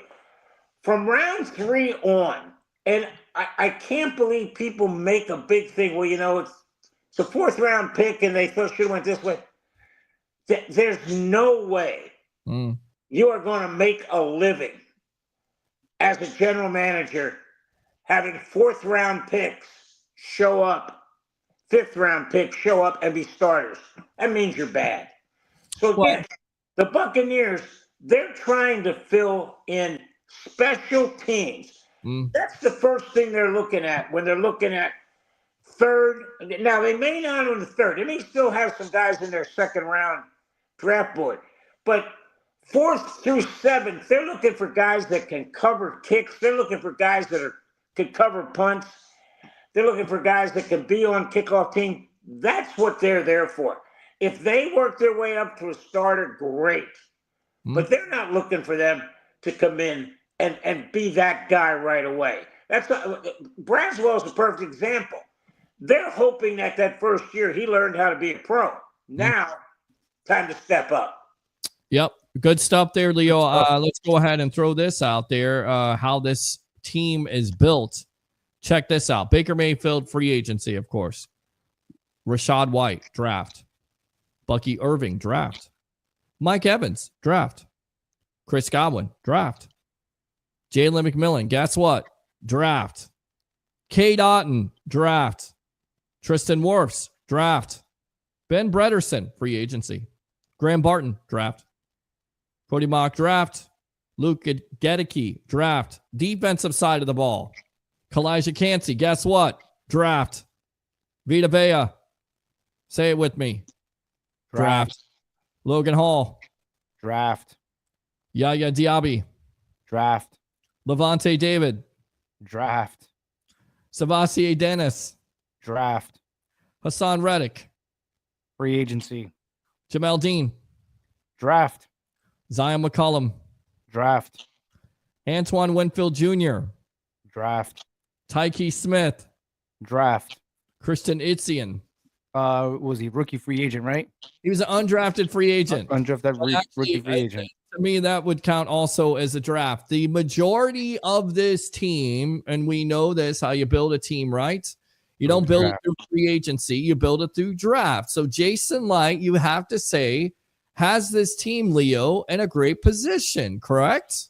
Oh, there's no doubt that this team has been built through the draft. And that's what you're supposed to do. And again,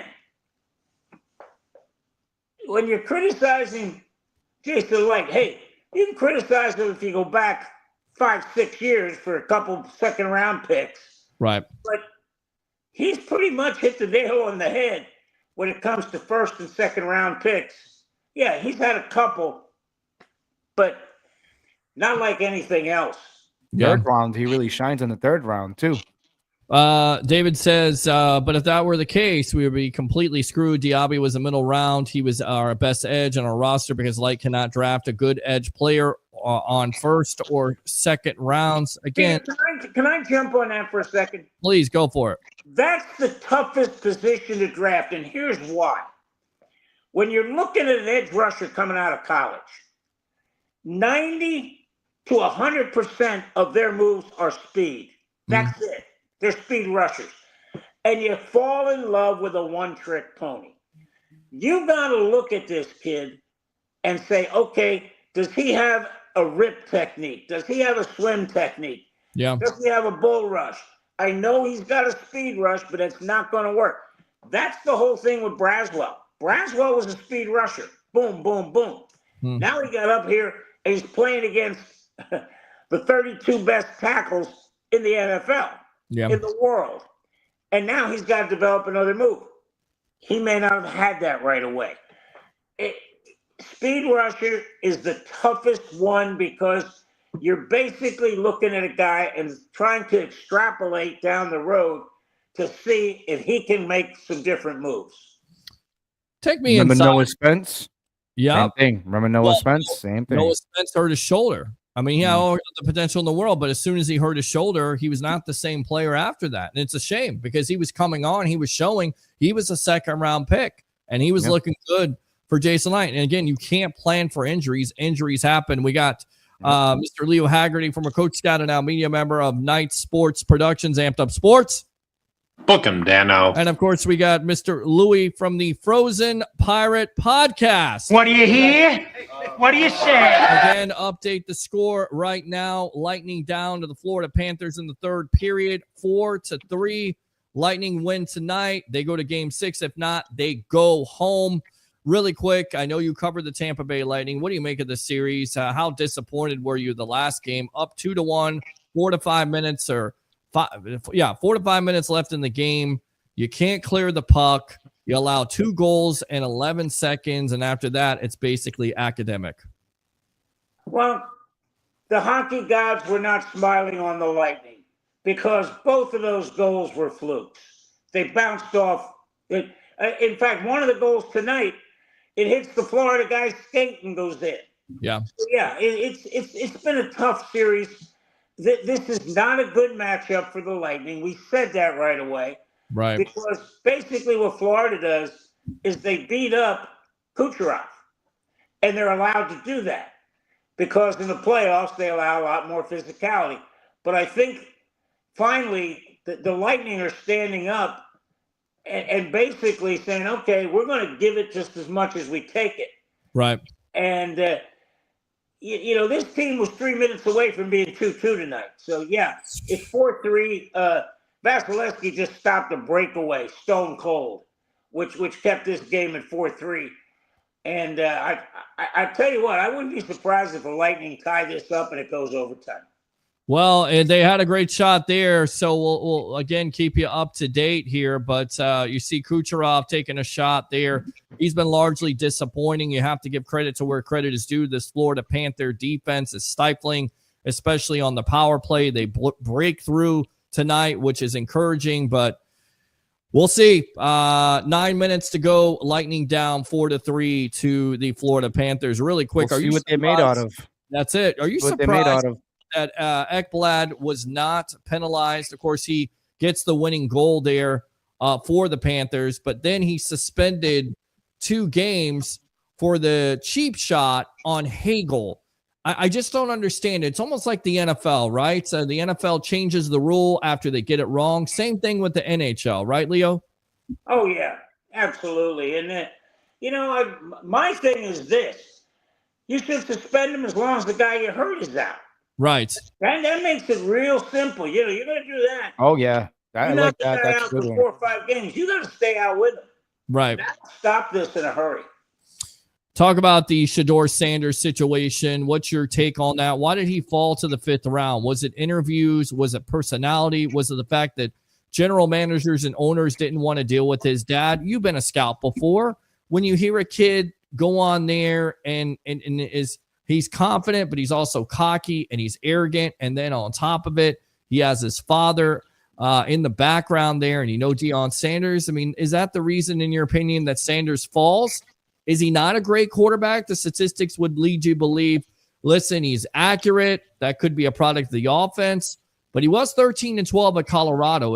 What are scouts looking at? What are general managers looking at when they see Sanders? Well, the biggest problem you got, Peter, when you're looking at the kid is, can he play? And he can play. He's got a 70% completion rate. Nobody has that in college football. Right. Now, can he throw the deep out across the field? That's the question, because that's the throw you're going to have to make. I think the biggest thing against him was the Tim Tebow effect. And that's because you don't want your backup quarterback to be the story. Wow. And whoever now Cleveland, right? Whoever they go with as starter, and it may be Sanders. Well, they got 500 quarterbacks to go with at that point. So, right. Yeah. Well, here's the thing. Whoever the starter is, the first question we got a bad update. Hold that thought. Yeah, I know. I just saw it. It's not Panthers just scored 5-3 now. 6 minutes left. Lightning right now on life supports. Perfect pass. Roger, not the time. I know what you're going to say. You were right. They're one and done. I don't want to hear it right now, but yes. Breakdown once again defensively. 2-on-1. Guy gets into the crease. Perfect pass. Right past Vasilevsky. 5-3. Panthers. So there you go. We'll see. We'll go ahead. On defense. Yep. Sorry about that, Leo. Go ahead and finish your thought, my friend. No problem. But you don't want your backup quarterback to be the conversation. And that would be the problem. The media's first question when you have Sanders, if he's the backup, after every loss is going to be, is Shedeur going to be starting next week? And teams don't want to deal with that circus. Right. And if he comes in and he's the starter, it's a whole different animal. But if he's the backup, and everybody loves the backup quarterback when you're losing. Right. Everybody thinks they should be in the game. And that's the biggest problem. But Peter, what's the real problem with the NFL right now with the scouts is they don't know how to deal with millionaires. These kids are coming out and losing money going to the NFL. Yeah. Right. Like in college. Wasn't Marvin Harrison no losing? Enamored. They're no longer sitting there. Yes, sir. Yes, ma'am. Yes, sir. Hey, what can you do for me?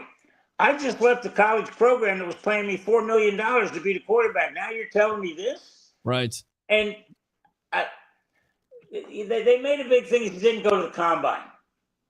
All the combine is spring break for college coaches. Do scouts look at that and say, you know what? There's no competitive fire with that player, so that's going to lower my draft board. He didn't do a pro day.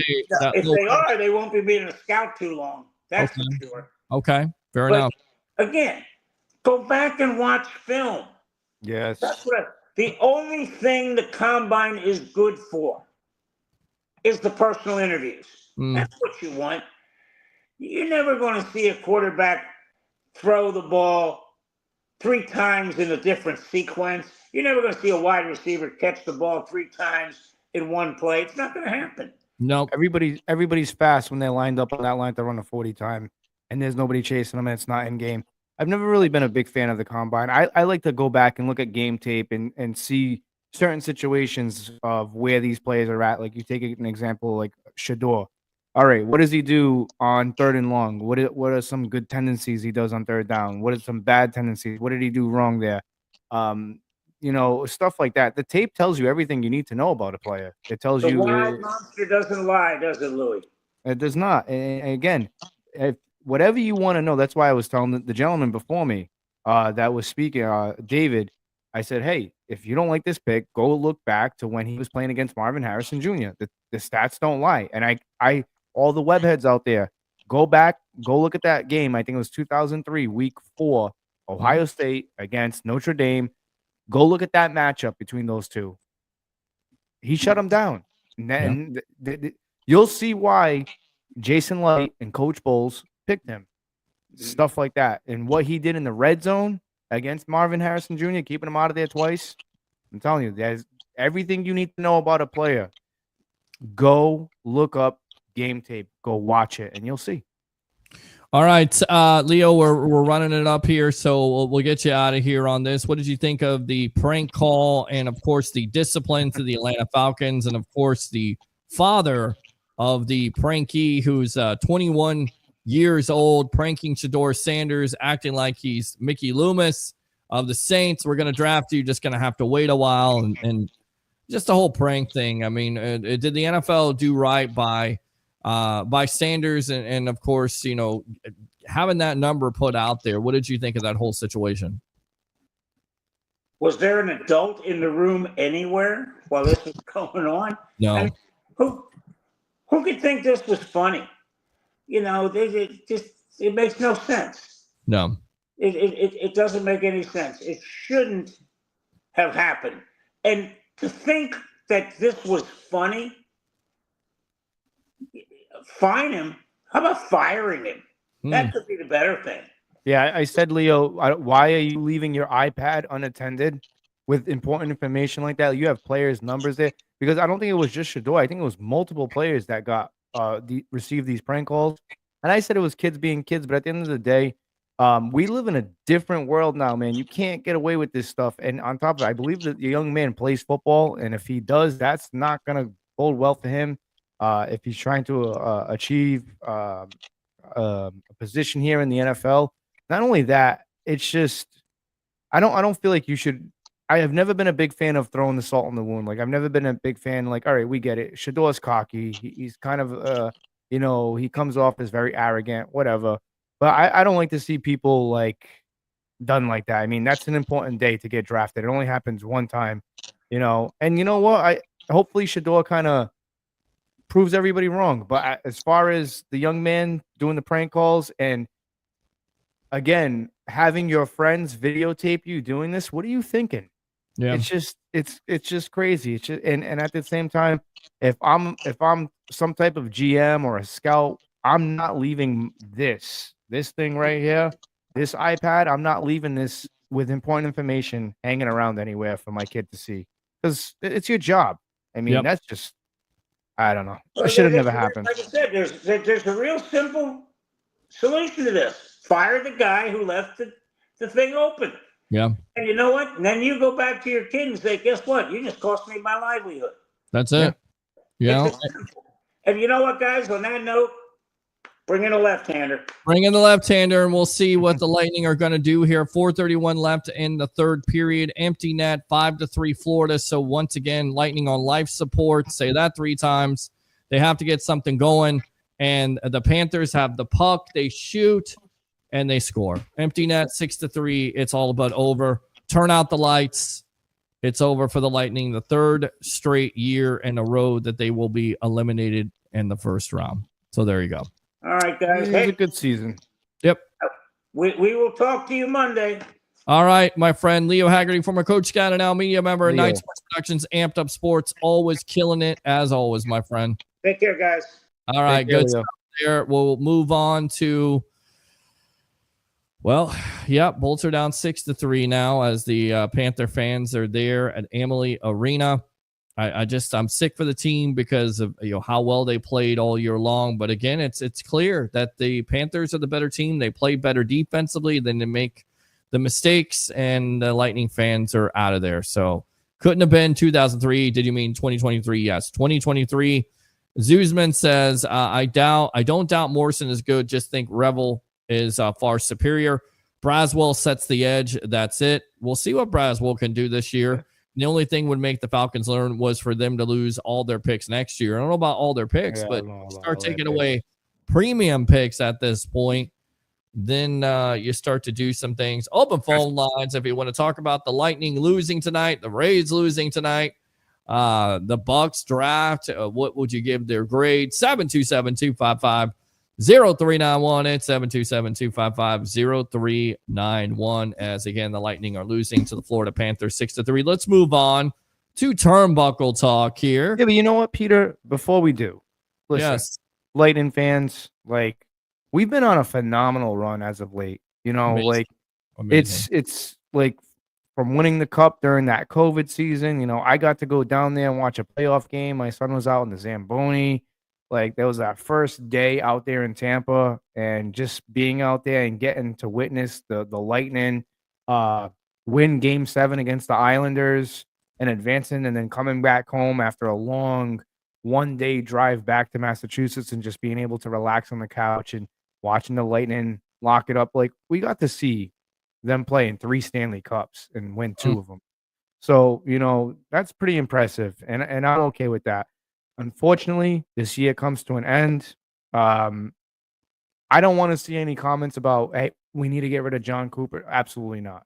No, I think he stays. He's done a fantastic job with this team, and nobody really expected much from this team this year, in my opinion.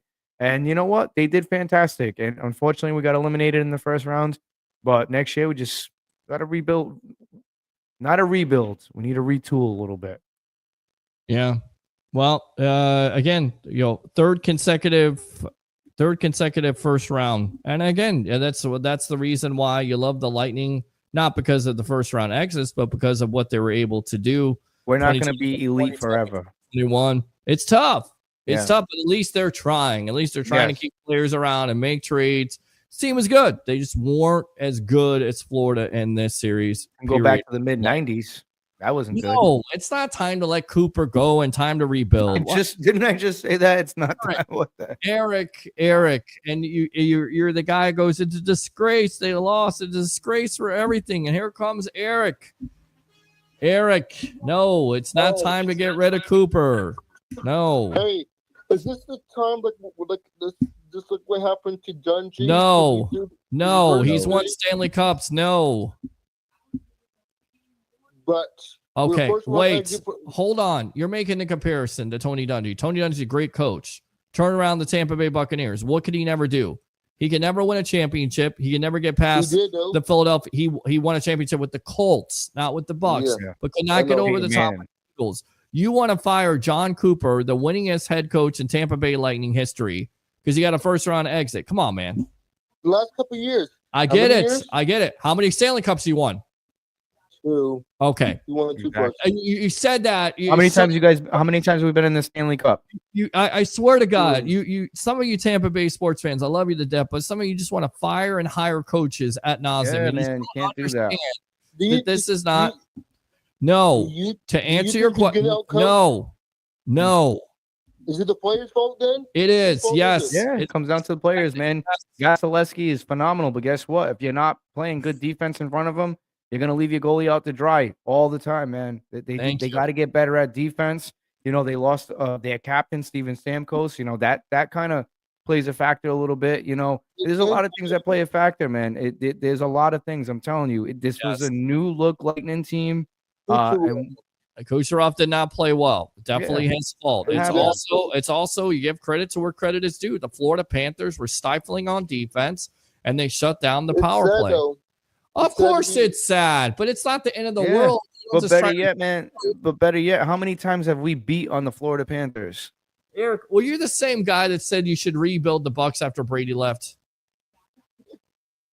Hold on, you're laughing in the background because you know I'm correct, right? So you were the guy that said rebuild the Bucs. It's over with. Turn out the lights. Bring out the Brinks trucks. It's over with, right? It's over. Yeah. Is it over? Is it over? No. Okay. But what do you think if we get? What do you think we should do? Better. I don't know at this point. Honestly, they got to get better defensively. They need maybe an enforcer or something. Somebody they need somebody around the net. Do we have left now? Do we have any draft capital? It's not great. It's definitely not great at this point because they put a lot of draft capital in the fact of trying to compete for a Stanley Cup, which I have no problem with at the end of the day. But there's a downside to that. And the downside is that you're, again, going to have to be creative and you believe in this Lightning organization that they can turn this around, but it's not going to happen this year, unfortunately, because the Florida Panthers are moving on. They're winning right now 6-3. It's sad. Well, cheer up. You got Stanley Cups that a lot of teams would like to have. Ask the Toronto Maple Leafs if they like to have a Stanley Cup. Hey, Eric. Yeah, exactly. That's a great point, Peter. But also, there was a time where the Florida Panthers came into Tampa and they won the President's Cup. They put up the most points. They were unstoppable. And then we winded up beating the brakes off of them. And so, I mean, it's going to happen, unfortunately. Right now, sorry to say, but the Florida Panthers are the better team. They've been the better team for the past couple of years. Unfortunately, that's just the way it is. This year, they're just going to give the Panthers credit too for making that move for Brad Marchand, the rat himself. He's been crucial for them. If the Panthers won it all this year, does it mean they can be the big brother to us now? I definitely think so. I definitely think so. As Chernak puts down Marchand.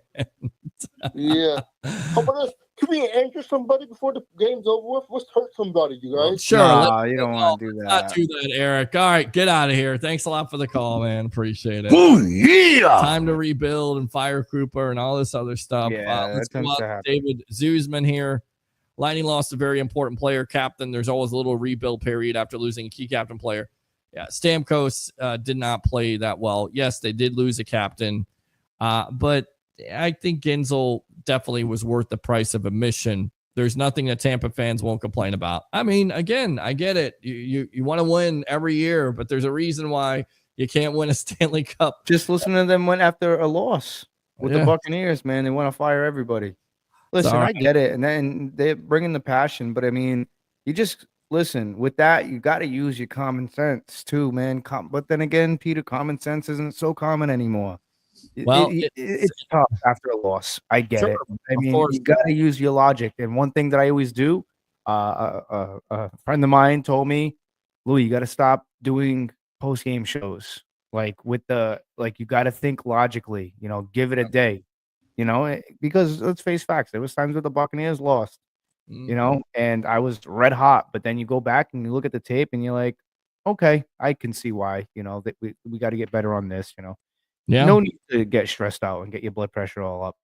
Yeah, I don't know about firing Cooper. Is there a possibility you could fire some of those specialty coaches there? I mean, the power play has not been good. It just seems like a Bucs basement. Seems like excuse after excuse. The power play has been horrendous for the 2 to 3 years at this point. It's time to see what a new coach could do because it's not improved. Are we not going to be content with being like the Rays, making to the playoffs and meaningful games in September to get blown out in the first round? I mean, the Rays don't have a World Series championship. Yeah. Bucs basement. The Lightning have a couple of Stanley Cups. I know it was a couple of years ago. People forget that, but you know how hard it is to win a Stanley Cup. Not only do that back to back. Again, is there need to be some retooling for this team? Absolutely. Am I ready to blow it up at this point? I'm not ready to do that, but who knows? We'll see what they do. We'll see what ownership does. To answer your question, I don't think anybody's content with losing in the first round. It's not good. And you see rats on the ice at the end of the day. That's not a good thing. That's great enough to suck right there. Come on, guys. Can't Get stand the crap. Marchand. Yeah, I can't stand him either. But good. Panthers advance to the second round, 4th straight season. Panthers right now are the team to beat. And Florida, they're the better team. They are. Yeah, They're unfortunately, it is. If you can't play good defense and you can't work out your power play, I'm telling you right now, you're not going to go to the Stanley Cup. I don't know why anybody was surprised.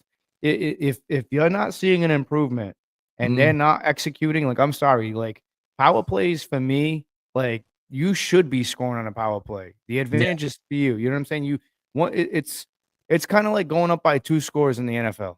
Yeah, in my opinion. You know, and I think Christopher Cole said it best. It was over by game 4. And I'm hanging out with Travis Faley at Rocket Sports Entertainment, and he basically tells me after the 5-minute major power play that you're not even able to get a shot or a great shot opportunity, you're not able to score a goal, that they're going to lose to the Florida Panthers 3-2. And sure enough, Travis Faley was absolutely correct because you have a defensive breakdown. Panthers take advantage of it. 2 goals in 11 seconds after the Lightning scored 2 goals in 11 seconds after the cheap shot there. It's just it happens, man. You know, could be worse, dude. Look, I'll tell you something right now. Living in Massachusetts, do you know how hard it was for my father? He's no longer here, but you know how hard it was for my father watching the Yankees beat the Red Sox in the playoffs year after year after year after year. You know how you want to talk about real aggravation, and I know everybody down there doesn't like the Red Sox, but I'm telling you right now, try being a Red Sox fan before they won that World Series, man. I'm telling you, dude, that's aggravating. That's frustrating, you know. But I'm telling you right now, the Lightning will come back on top again. I'm telling you right now, I think we'll see another. I have a good feeling we'll see another cup raise in our lifetime. I promise that. Well, again, 3 cups, not bad at all in their lifetime. And again, a lot of teams like Toronto would wish for that and hope for that. Eric says crazy top 5 power play this year. Don't know what happened. I tell you what happened. The Florida Panthers and their defense. That's what happened. The fact that you don't shoot the puck enough and you're trying to make the perfect pass. I know that's the Lightning's way, but it didn't work. Got to stray away from that sometimes, and you just got to shoot the puck. That's what it comes down to. Too much trying to get cutesy, and I know Kucherov kind of has a tendency of doing that. So I got it. Kucherov didn't do much of anything in this series at all. At all. Disappointing. Very disappointing. Again, give Florida credit. They're the better team. Let's go out to Alex. Alex, it's been a tough night if you're a Tampa Bay sports fan. Not only your Rays lose 3-0, only 4 hits versus Kansas City, which, listen, I was ready to come on here Monday night and say, hey, man, the Rays are turning it around. Again, it's the ebbs and flows of the baseball season. 5 in a row now. You lose 2 straight to the Royals. That's Steinbrenner scoring 1 run total. And the Lightning fall to the Panthers in Game 5, 6-3. Your thoughts? Welcome to the Evolution. Let's start with the Rays first, man. I'm going to say it 100 times, and I know you're not going to like it, but until Cash learns to leave the hot hitters in the lineup, it's never going to work. I don't care about the righty-lefty matchups. I think it's all BS. I think that's something only the Rays do, because I promise you, when I look at a Yankee lineup and I look at an O's lineup, I look at anybody in our division alone, you don't swap the lineup as much as the Tampa Bay Rays do. So I'm sorry. I'm going to say what I said a week ago. Walls is not cutting it. Lau's on a cold streak. Danny Jansen ain't cutting it. These top guys, meanwhile, you sit your top 3 guys, pitch hit them in the 9th, and 2 out of the 3 get a hit. And it's just too late. And guess who ends the game? Taylor Walls. He's terrible. So, he's terrible. It's terrible. He had a home run on Sunday, and that was an anomaly because everything else. One clutch moment. But hey, I want to talk about the Bolts real quick. Very disappointing series, but I'm going to be honest with you. Going to tip my cap off to the Panthers because they played great in all phases of the game. Yeah. It's just that plain and simple. Their hits were 10 times more stronger. Granted, there's going to be a lot of controversial for some of the hits that weren't called. But at the end of the day, the Panthers outplayed us in all aspects of the game. When you are 0 for 15 in the first 3 games on the power play, terrible. You're not winning any games. No, you're not winning, especially when you don't take advantage of Game 4 when you have a 5-minute major and you don't get a shot on goal. And again, that's terrible. Yes. And you have to shoot the puck. Yep. I have never seen a team just sit there and pass in their own zone more than it's very frustrating to see that. Very frustrating. And then on top of it, guys, you don't have that player that's gritty enough, right? You lose Coleman through the years there. You had some players, Maroon. You need a little bit more physicality. You need a grinder to get into that crease and make things happen and be around the net in case there is a shot that's taken. So you have a deflect. You don't have that type of player on this team. And again, is it the salary cap? Yeah, it's probably the salary cap. It's the fact you get rid of players and you go through a transition. I want to say this, Peter. I want to give an ending season thought for the Bolts and what I think should happen and what I think is going to happen. First of all, I'm going to get killed, but I'm going to say it. Bassi is past his prime. I'm sorry. He's not what he used to be. The big cat is always going to be the big cat for the Bolts, but I think Vassi's way past his prime. Wow. And the number one mistake I think the Bolts made, and you're going to be shocked by me saying this, is making Victor Hedman our captain. I think that was the biggest mistake the Bolts made. I don't care how long he's been a Bolt. He is one of the slowest, laziest defensive players I've ever seen in my life. To make him our captain, I disagree. I thought that was a mistake. I thought there were other players. I don't care how long you've been here. Worth more. I would have liked to see a guy like Braden Point, who's always hot, always fired up. Maybe him. But making Victor Hedman in the lack of leadership is where the Bolts really fell down this series. Kucherov, another guy I was a little disappointed. Granted, he broke some amazing regular season numbers, but once again, very, very dry, very cold in the playoffs. Did absolutely nothing this series. So that was disappointing. The only bright line of this entire series was the fact that Jake Gensel kept us alive. And that is the one player that kept this series even going. And I stand by that. And you got Carter Verhaeghe, former Lightning player there, scored the first goal 28th playoff career goal, extends his franchise record right there. Of course, former Lightning player now with the Panthers. That's what the salary cap does to you. You got to get rid of players because you don't have the room. Alex, great thoughts as always, man. Hang in there. We got you covered real quick. Yeah, I know you're a big time Bucs fan. Give me a draft grade.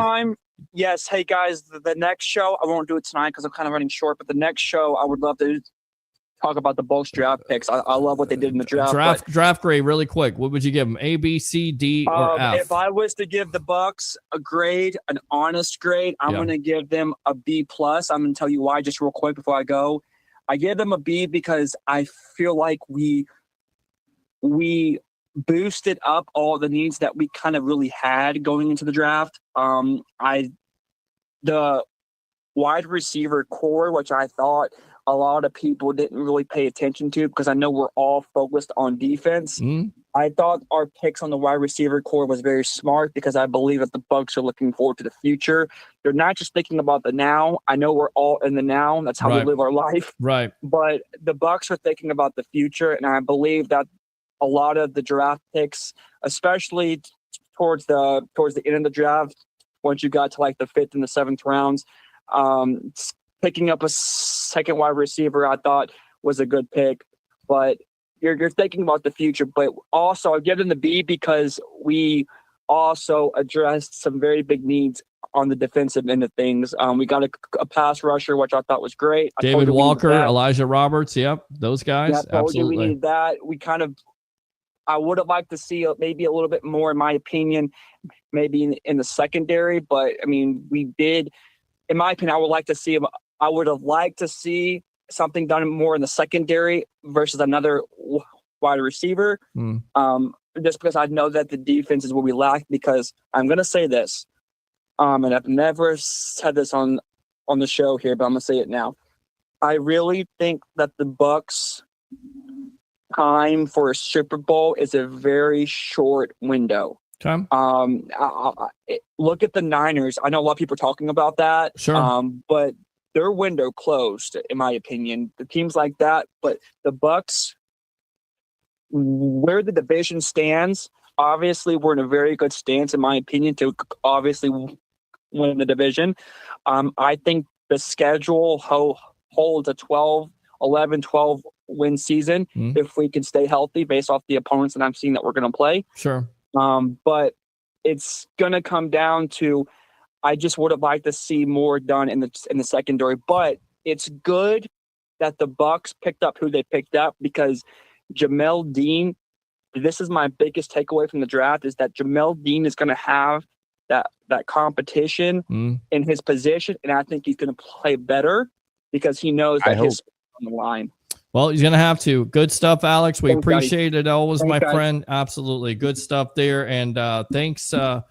He gave some money off air, not Facebook stars, but gave some money to, for us to, do this show. And I really appreciate that. And I think awesome. Alexander, yeah, awesome, man. Just, go out He's to always- eat. I like his phone calls, man. He really brings it, man. I like it. It's great, man. He's great. Alexander here, I'll give this guy credit because he was one of the guys that said on Bucs Life, as we're on one of those great platforms here on Facebook, he was a guy that said that the Bucs would look at a wide receiver simply because of what they went through last year and the age of the wide receivers. And I think Alex, just not Alexander, but Alex is correct. That window could be closing soon because Mike Evans is getting up there in age. Small window, Peter. I've been saying it. Devontae David is getting up there in age, although the Bucs are one of the youngest teams, but your primetime players at that point are getting up there and getting older. So you definitely got to do a better job. Hopefully the next couple of years here, win a Super Bowl. Cooch should be captain. And Christopher Cole says Lightning need to retool, add some muscle and goons. All right. Yeah, they got to add some goons. I'll say that. Add some goons. You're a goon. Everybody's a goon. Goon. You're a goon. All right. Speaking of goons, Hulk Hogan and Eric Bischoff. You saw the video. Oh, yeah. I'm sorry, man. I love Eric Bischoff. I love Hulk Hogan. I think they are the pioneers of the business. When they did this 5 video, years too late, man. this was not good. And then the reveal today, And Greek was right. Greek said Florida. He cashed in, my friend. So congratulations Shout out to the Greek. Greek, thanks a lot for sharing those shekels with me. I appreciate that. Oh, wait, you didn't share those shekels. That's why they call me the Greekster. I know. So he's winning good tonight. He picked the Florida Panthers. He said, don't be fooled. This Lightning team is not as good as you think they are. And he was right. People will say he hates the Tampa Bay sports. No, he tells it like it is. Speaking as a realist. He's a realist. You know, he's not a homer. But again, the statistics were there for this Lightning team. The points were there. They had the firepower. Of course, Hagel not playing because of the illegal hits that the Florida Panthers were rewarded with, because they were. Ekblad scores the winning goal there. It should be taken out of the game. Should be given a penalty. He's not given a penalty, and then you suspend him for 2 games. Too late. Far too late. And, of course, he is going to go ahead and call in Mr. Harry the Greek, professional handicapper extraordinaire of the sports web. Welcome to the evolution of Sports Talk Television. As I know you're happy tonight, disappointed the Lightning lost, but then again, you're happy because you bet on the Florida Panthers. Welcome. Peter, Louie, how you guys doing tonight? Doing great, buddy. How you doing? Awesome. Would love to have come on this evening. I just couldn't. You know, I had a lot going on. Yeah, man, I get it. Series and the whole 9 yards. I get it, brother. But I do have some good news. All right, what's the good news? Because Eric wants to $3, which I'm not allowed to disclose. Okay. Every $1 that I won in this game, which was a significant amount. I'm betting it on the Buccaneers to win the division. Love it. Again, I think this year. I think it's a good man. And not getting the odds I had last year, but I am getting a little over 3-1 on my money, guys. 3-1 on your money. So go ahead and What's wrong with that? The people out there who are not necessarily betting professionals, 3-1 on your money is how much? So for every 100 that you bet, you would get 300. For every 1,000 you bet, you get 3,000. Interesting. All right. I give myself a $500 allowance. If you when the bet, season starts. how much do you get? Okay. All right. So you're not surprised by this Lightning team. You think the Florida Panthers will win the Stanley Cup with the momentum they have? Truthfully, I don't know who's going to win the Stanley Cup. I watched a little bit from the past 2 weeks on both teams, and it's just Florida's just, God, I can't explain it. They weren't the better team, but they played much more aggressive. I think they were the better team. I think they were fast. I think they were physical. More physical. I think they were stifling on defense, and they shut down the power play. I think Tampa needs one of those goons in there to get in there, just an enforcer, to Sure. be honest with you. I hate using the word goon, but it just seemed like the Florida Panthers just wanted to play more physical hockey. Right. And, unfortunately, playoff hockey is about being physical, and Tampa just didn't have it. This reminds me, Pete, and I was telling you, some time ago, that this team reminds me of the team that got swept by Columbus. 2019. I have this gut That was a feeling. rough year. And that you was remember when I think Tampa had like the best record in the NHL, and best they record went into the playoffs.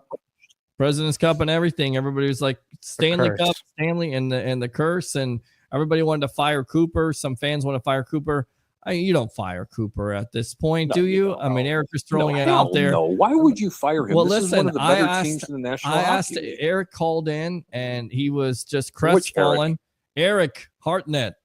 Oh, come on, please. Hartnett. We're not even entertaining those comments. Well, are listen, we? he was the guy who said that the Bucs should retool or rebuild after they got rid of Tom Brady, that it was over. And ever since they got rid of Tom Brady, it hasn't been over. So take it for what Well, it's he's also worth. the same guy they said after they got rid of Tom Brady that the Buccaneers suck. Jason Light was no good. Yep. The Tampa Bay Rays stink. Yep. Everybody stinks. It's, Everybody it's all stinks. doom and gloom. Yes, it's always doom and gloom. Disappointing, a disgrace. That's what he uses. He uses that word a lot. I get that text message. Love you, Eric. But he goes, disgrace. I can't believe it. The Rays lost. What a disgrace. I'm like, it's one game. It's not. A It's lot not of baseball. 140 more to go. no. Yeah, a lot of baseball. A lot of innings to play. Still. Listen, if we got 140 more games to go of what we saw the last 2 nights, Then you got a problem. I'm good. I'm good with that Listen. at this point. Tampa Bay Ray and I were talking about a week ago prior to them going on this big road trip, against Arizona and everything else. And he's Right. like, oh The my God. Padres. Yeah. Hold on. Good hold on, hold teams. on. Yeah. And I wish Tampa Bay Ray was listening. because he will confirm this. He turns around and he goes, man, he says, this is just going to put him so far back in the cellar. And I looked at him and went, oh, young Padawan is what I called them. Oh, what little faith that you have.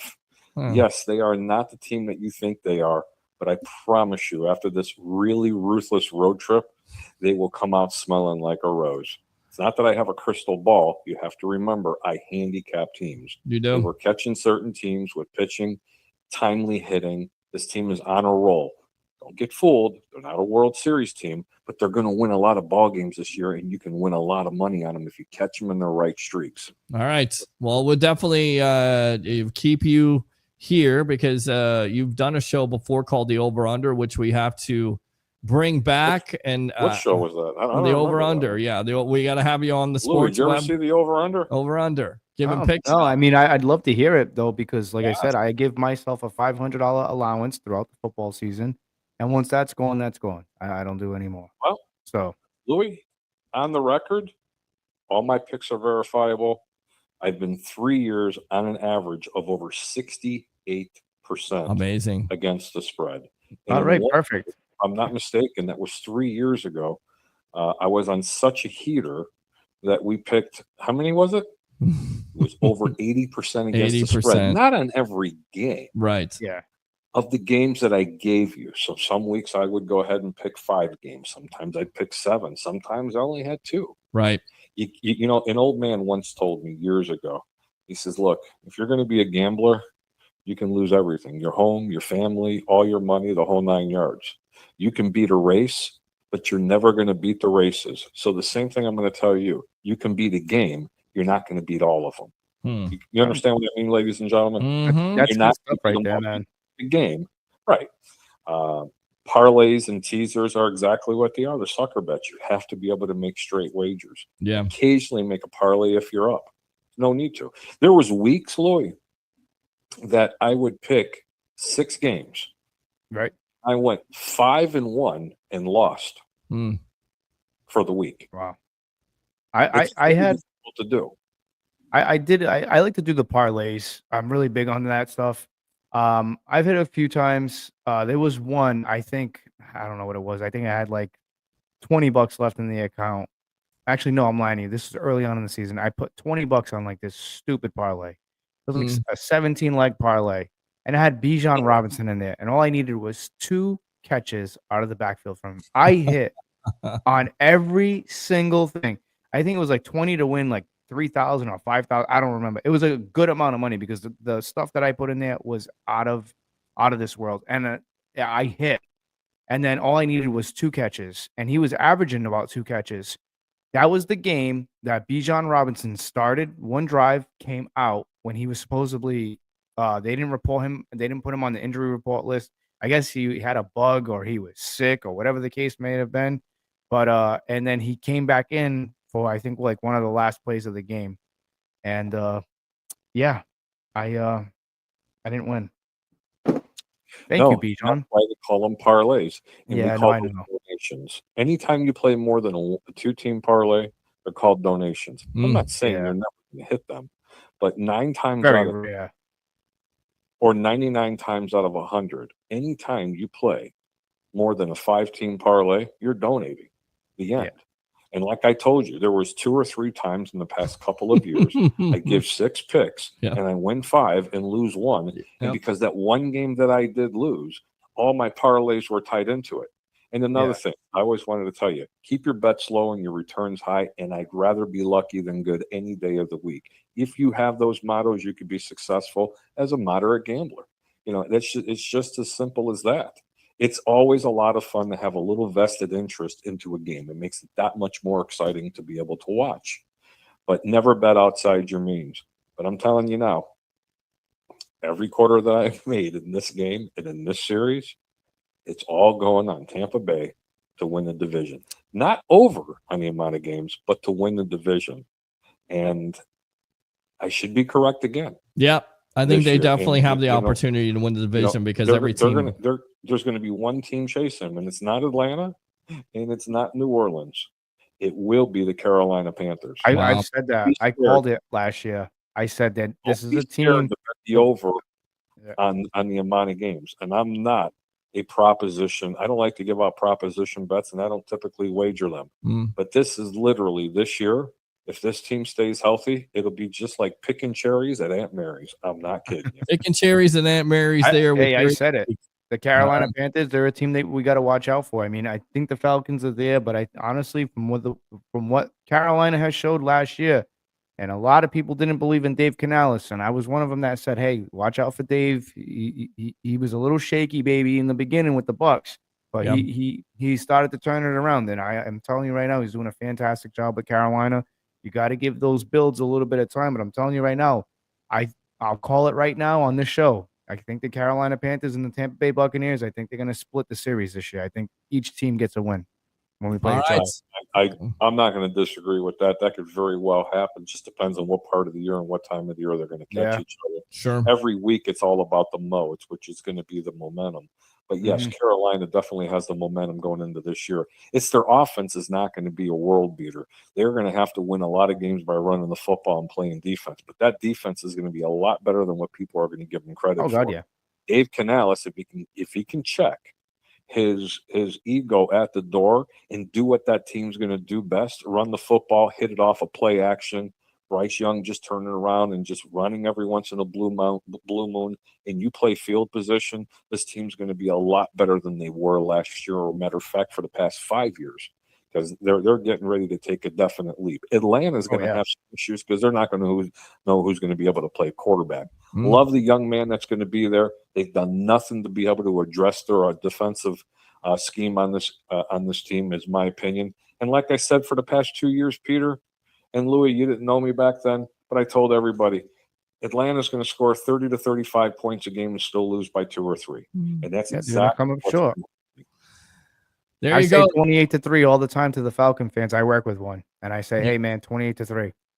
All right, Terry the Greek. Appreciate the time as always. Anything else, my friend?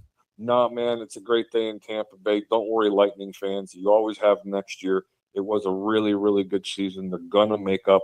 You know, they're going to get a little bit better in the offseason. No one needs to get fired. This was a fluke thing, and you just ran into a buzzsaw. That's all it was. Y'all have a really good night. Yes, sir. Louie, great job, man. Appreciate you filling in for me the way you've been doing it, brother. Cannot wait for the regular season to start happening. And that's when the magic's going to happen.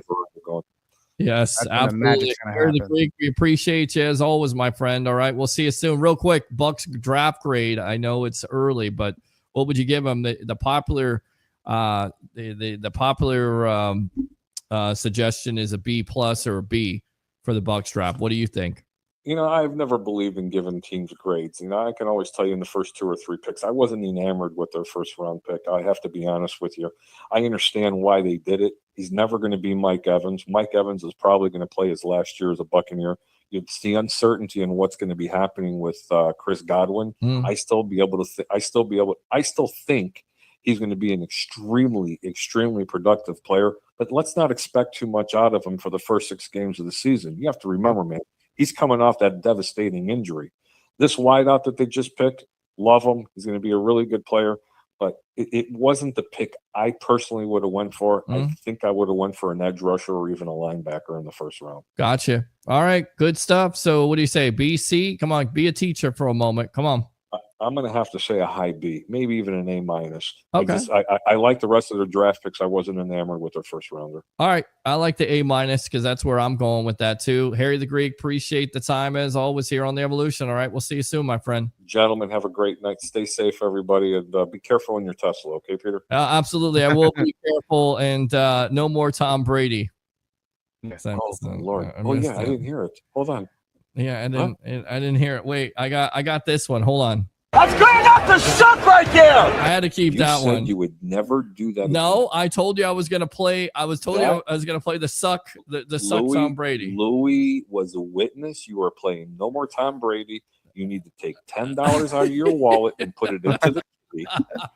Listen, I did not say I was not. I would Louie, not play We got to go back and watch the film, man. I said I would not play the Let's Go, but I know. I said no Tom Brady. I like that suck though. That's pretty funny.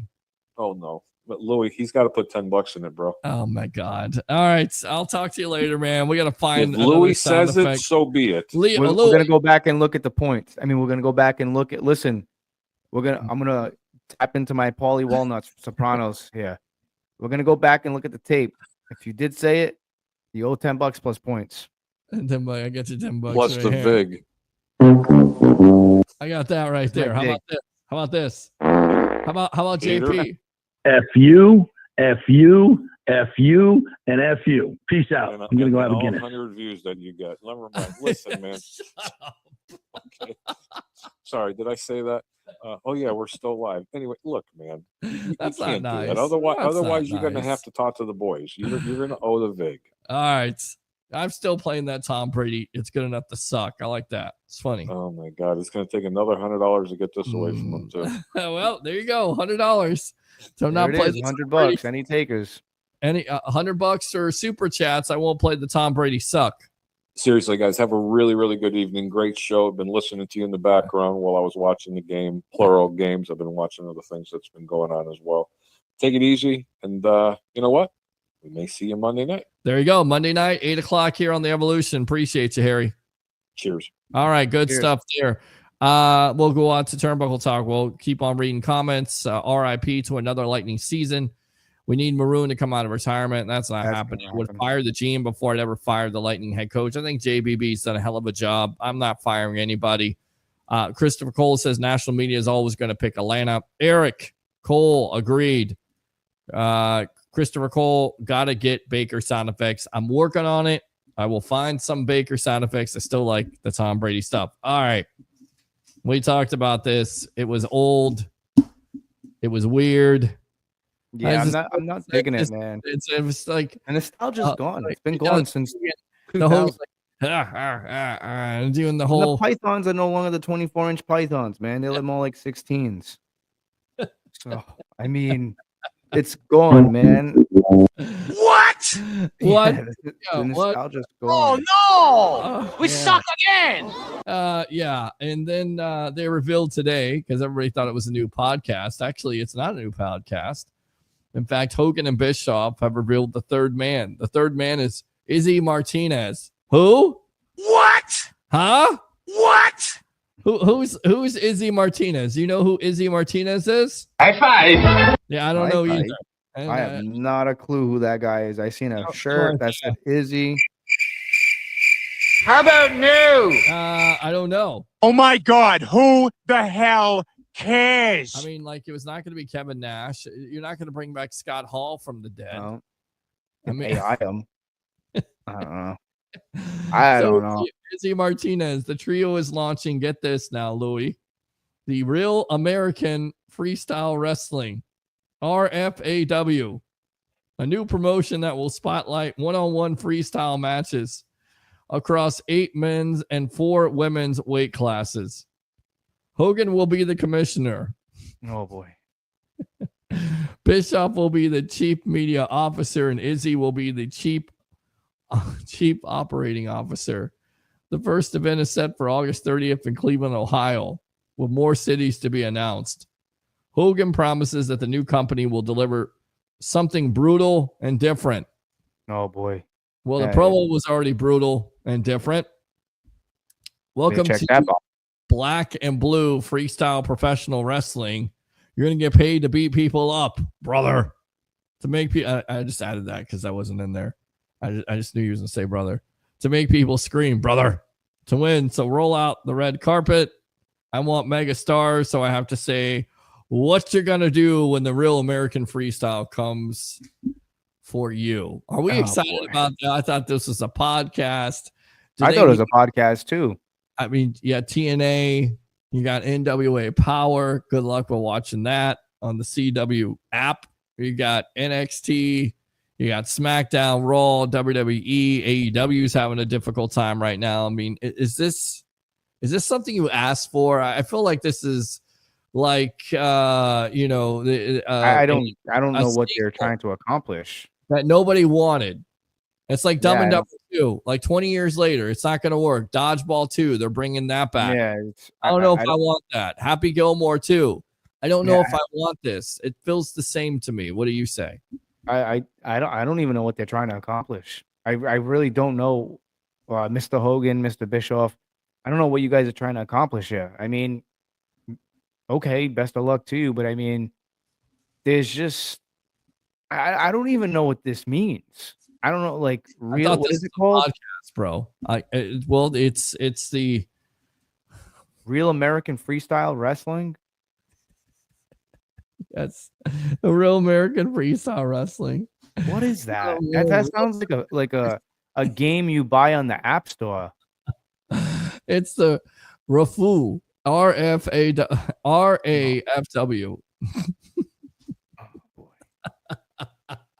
Oh, if I was Hulk Hogan, I would never do anything like this. I would just hang out for the rest of my life. You got more than enough money. You don't need to be doing this stupid You crap. used to be hanging out with Ric Flair there getting drunk. Love Ric Flair, bro. Yeah, I'd rather do that than, you're going to look like a doofus, dude.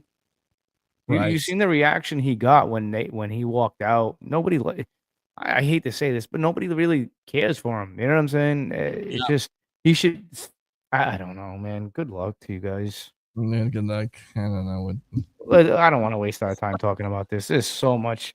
Again, I was like, I seen the video and I'm just like, okay, it's gonna be a podcast. It's gonna be all right. I'll tune into the podcast. I'll listen to it. I'd love to hear Hogan's take on some stuff. And then I seen this stupid crap, and I'm just like, what is this guy doing? What are you doing, dude? You wanted to redo the NWO. By the way, That was him, man. I would have it, like I said, Eric Bischoff, absolutely, hands down.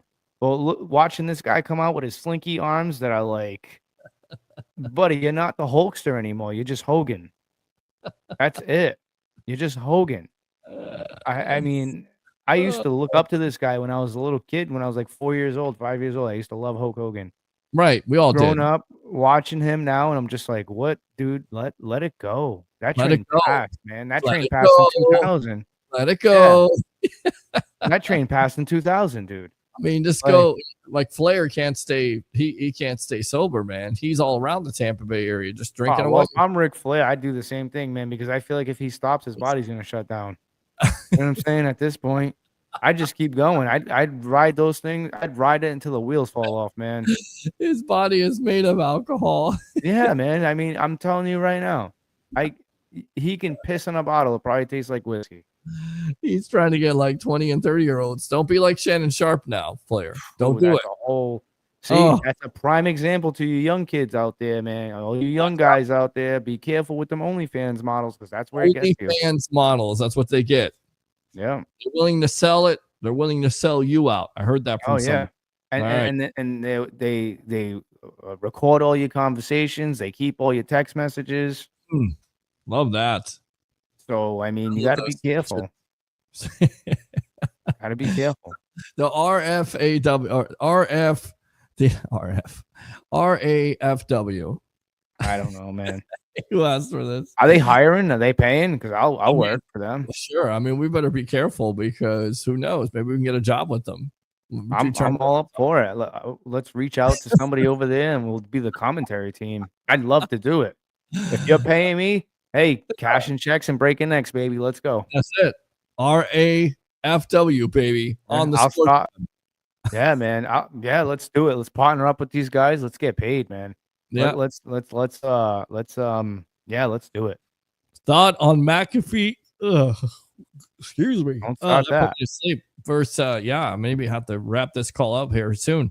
McAfee versus Gunther, which was the big story there on Raw. Let's talk about it. And of course, everybody knows this could set up the eventual retirement match, which I thought Bill Goldberg a couple years ago, after the match he had in Saudi Arabia versus The Undertaker, was retired.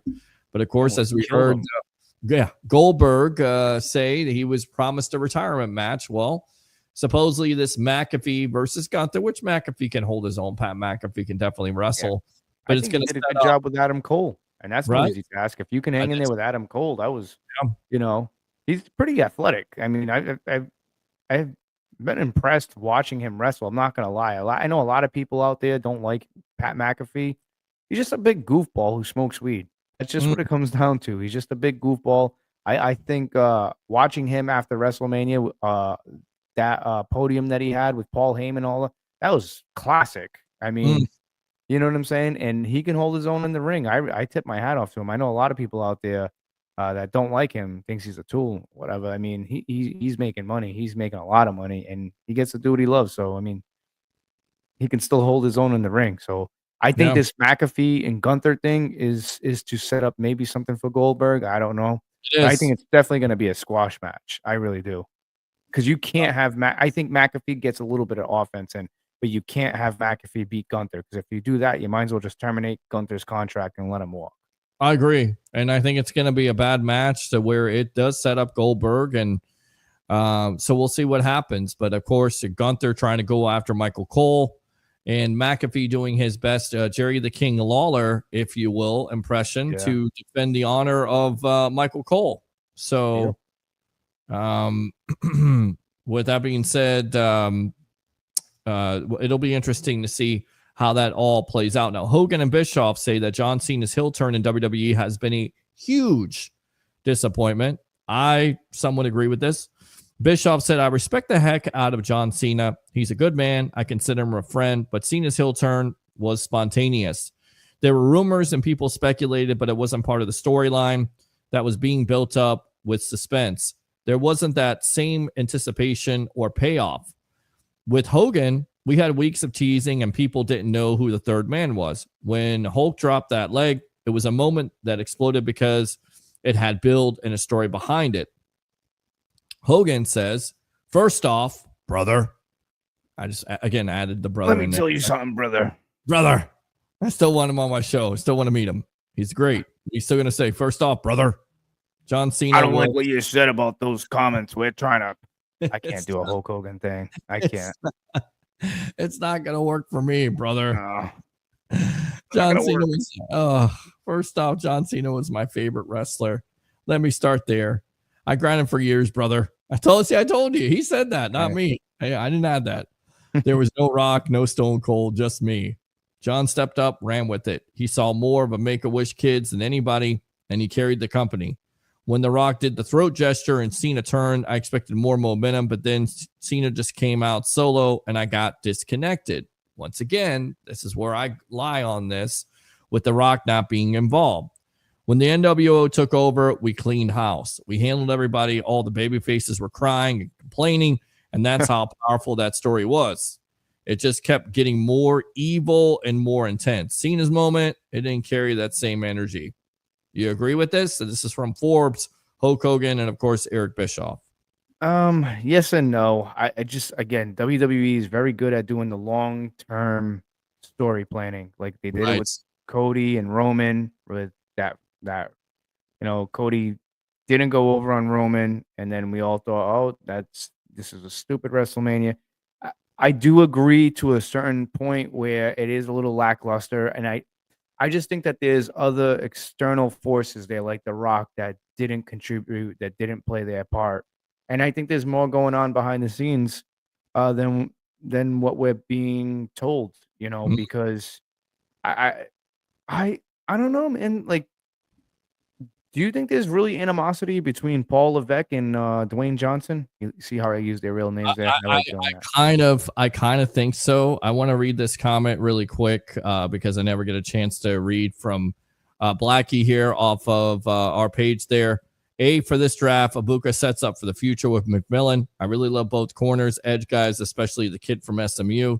Tez is exciting as Bucky with the ball in his hands. The steal of steals were the undrafted free agents we signed. Great stuff there. Blackie, go Bucs, says sitting. Absolutely. I think there's something to it. I don't know what to say at this point. I mean, there may be. Something's not right. Something's not right. And Vince Russo kind of talked about this. He said the reason why a lot of the guys or the boys didn't, and I know if we touched upon this last week, but the reason why they don't like Triple H is what he did, put himself over for that Hall of Fame ceremony where he had over an hour speech there, putting himself over, and guys just don't like that in the back. That's what Vince Russo has said. So take it for what it's worth. But the coach, he says a lot of things. Do a show. They said the reason why is because there is some eternal strife there with Nick Khan getting involved. And we heard that The Rock got brought back because of Ariel Emanuel not getting enough tickets for Elimination Chamber. Do you come up with the storyline? And again, you don't finish it because there's no Rock involved. Nobody cares. You walk away, and it just doesn't make any sense to me. It's just I think we're gonna find out more about this. I mean, yeah, unfortunately, but I think I'm not gonna say WWE is panicking. I think they're just trying to do the best they can to salvage what they can with this story. Who knows? Maybe something exciting is gonna happen. Something gonna come of this. Well, of course. So we got Seth Rollins. You've got Braun Breaker. I like you this got faction. Paul Heyman. This is a crazy faction. They attacked Sami Zayn. I think eventually, as crazy as it sounds, because Sami Zayn got beat up and speared, I think he's going to join up with them. I think he's going to turn on Jay. I think that's where. But there is a report out there that they're not going to add new members. So we'll see. We'll get back to that in a moment. Let's go out to this here. Charlotte and of course Tiffany Stratton, their match. Tiffany revealed today basically what Charlotte said to her at the end of the match. She said she's proud of me, but yeah, everything's good. She told Alfred Kanua if she and the Queen had made peace with one another. Stratton found herself mesmerized by watching Flair on WWE television, so much so she credits the 14-time world champion as the reason for her own journey into professional wrestling ring, and now she's met and faced Flair. Has Stratton's feelings changed? According to Stratton, the never meet your heroes sentiment rang true for her at points during the build-up for WrestleMania 41 match. Overall, though, Stratton believes there was some underlining purpose behind it. I felt like things got personal. It's live TV, things happen. But I feel like everything happened for a reason, and this is how things were supposed to pan out. That was not a good match between both of them. There were so many botches. It was disappointing. I'm glad they kept the belt on Stratton, but I think there are times where her promos are not there. It's not working. I just wonder how long she's going to be a champion. I understand the match and why they did it because they're trying to put her over, but it wasn't a good match. Your thoughts on these comments from Stratton and, of course, Charlotte doing the right thing by the business there? I think there's a little bit of bitterness maybe because it shows, like, if you guys go back and look at that match, there was no chemistry whatsoever in that match. It was just, you can tell a relationship between two wrestlers. Go back years and years. Vader and Shawn Michaels. Take a look at that. And fast forward to now. Same thing. Not the best relationship. And that's the end result you get. Like, because when two people are going into a match, people are passionate. Those two people are passionate about doing what they're doing and working with each other. And I honestly think that deep down inside, I don't think they like one another. I think there was some personal lines that were crossed that maybe Charlotte didn't want to be crossed. But I mean, she kind of opened Pandora's box first, I believe. Yeah. And I just think it was very toxic of them two to kind of just. Again, it was probably one of the worst matches I've seen in a WrestleMania. It really was. And again, I think that maybe it was a bad experience for Tiffany Stratton being so young. That sometimes you regress. You take these people take a step back, and it takes another year or two to build back up. You know what I'm saying? I think Stratton's better off as being an arrogant blonde. You know what I'm saying? Like just heel. I'm not buying. The character's not working. Charlotte, that rivalry with Charlotte, it was supposed to get her over the edge.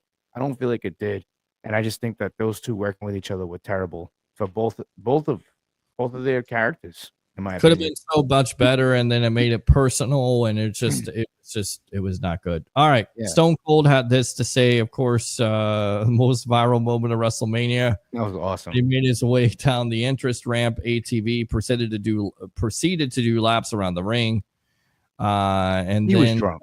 He drove into a barricade Yeah, he was separating drunk. wrestlers from the fans inside the stadium in Las Vegas.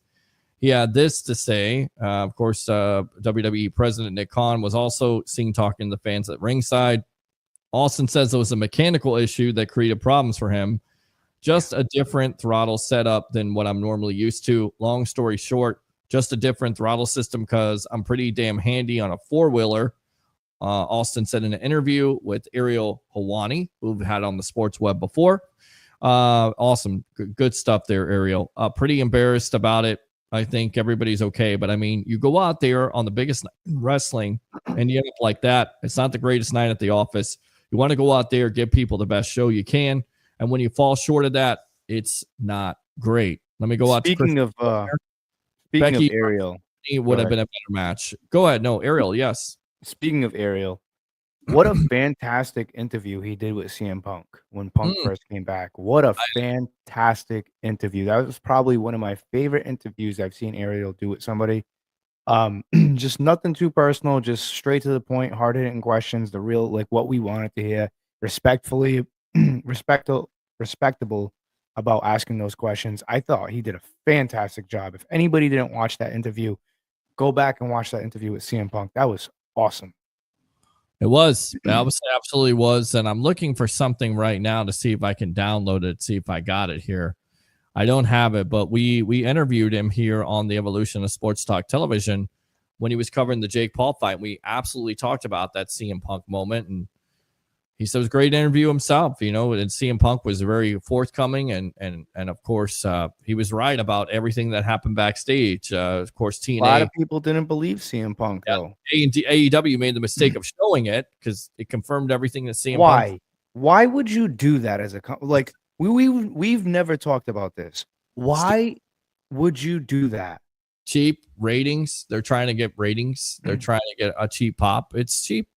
Why? It's like you make yourself look stupider than what the name of your TV shows already are. It was not even effective. It was terrible. I was told that I need to tone it down with the AEW hate. I'm a big AEW hater. Why? Who said that? A few people. They told me I'm a big AEW hater, and I will never give them a chance. Look, it's not that I'll never give AEW a chance. It's just their logic of what they do is so stupid. There's no sense to anything. You have one guy writing a show for 5 years. And you have Dynamite, which when they first came out with the name of the show, I was like, that's dumb. And then Collision, I was like, all right, that's not too bad. And then I seen the stage setup. Tony Khan needs help. He needs somebody to help him write these shows. Or you need to do like a brand split because you're killing your talent. Like, it's just, I don't know, man. I'm not an AEW hater. I want them to succeed. I really do. I do and too. There's so much talent over there, like Timeless Tony Storm. Awesome.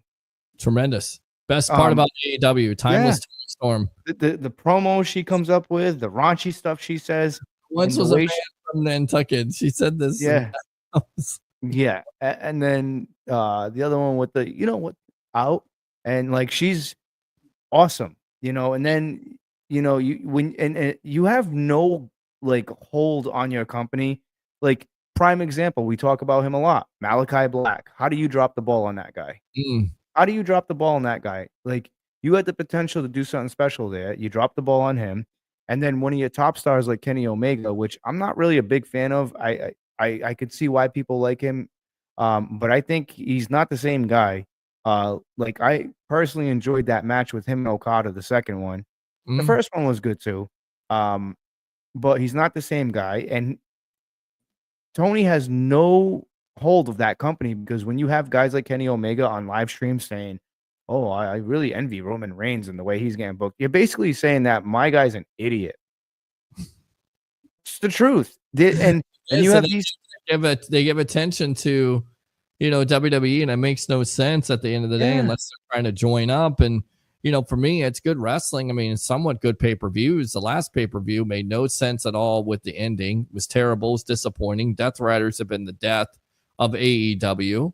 John Moxley having the belt has been terrible. It's been disappointing. But you know what, Peter? The lineage of that title there's no. I see no respect with that title. There's no lineage there because when you have Bret the Hitman Hart come out, and don't get me wrong, it was a nice looking title. When you have Bret the Hitman Hart come out, and I knew it was a joke when Chris Jericho won it. I was just like, oh, here we go. This rule number 1, egos, big problem here. Why are we doing this? If you really want to be the premier company, you got to take the best young talent that you have that's really over, and that's the guy you got to put the title on. And a lot of these older guys, they just got to find their way in there because they're doing more damage to that company than anything, especially the Young Bucks. The Young Bucks, again, you'll never see them on WWE TV. You want to know why? Because in WWE, they could never wrestle a match. They couldn't. They couldn't. I will never say never. Because I would never say never, but you know what I'm saying. Like whatever's best for business. But I agree. If there's money to be made, Triple H will make it happen. Nick Khan will make it happen. But I agree with you. They're not great wrestlers, and just the overall what they wear is stupid. You look dumb. Is stupid. It's you know what really worked for them? Ring of Honor, Bullet Club. That stuff really worked for them. Yes, and that whole era, and I'll even to this day I'll go back and I'll look at stuff from like 2017, 2018, like that whole Bullet Club crew, like with the Bucs. Just after AJ Styles left, the Bucs, and you had Kenny Omega, even some of the promos from Cody Rhodes when he first joined the Bullet Club, like that stuff was money. Go back to what worked, and now it's just like this guy trying to run Ring of Honor. Your Ring of Honor should be your NXT. I'm sorry. Your Ring of Honor should be your NXT. And then, and yeah, like I can't even, I don't even know the last Ring of Honor match I've ever watched. I couldn't even tell you. I seen Jericho holding a Ring of Honor title. I'm just like, see this is what I'm talking about. There you your go. Ring of Honor should be your NXT. Your Collision and your Dynamite should be your Raw and SmackDown. And you should have some help writing some of this stuff because he's trying to take on way too much stuff. Like, again, your Ring of Honor should be developmental. I'm just saying. It just makes no sense. You want to compete with WWE? That's the way you got to do it. I'm telling you, Nick Khan, give me a job. I'll help you. All right. Louie from the Frozen Pyro podcast. Let's continue with Austin. He talks about Logan Paul recently revealed that he offered Steve Austin $1 million to wear the Prime Bottle costume at WrestleMania, and offer Austin rejected. Speaking in a new interview with Ariel Helwani, Austin addressed the Paul claim and said he originally considered the offer to be personal business, but had no problem confirming the story now that it's public knowledge. So since it's out there, yeah, I turned it down. He goes, I'm in the beer business. I sell Broken Skull beer. And we're in about 25 to 30 states. I don't know anything about his product. I don't know anything about the ingredients in it, if it's good, if it's bad, or whatever. So, it just wasn't my thing. So, yeah, I turned it down just because I wasn't into it. Good for him, man. Yep. I heard a lot of bad things about the Prime. Yes. Makes you all crazy and jittery and all this other stuff. Who knows? Well, my girlfriend being a school nurse, she talks about a lot of the kids when they come down, they drink the Prime, like their chest starts to hurt, and that stuff's not good for you.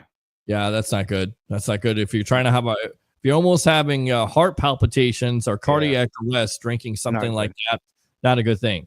All right. Fightful selects notes that WWE hasn't intended for Seth Rollins, Paul Heyman, and Braun Breaker to be compared to any past stable. They also say there are no plans to add any new members at this time.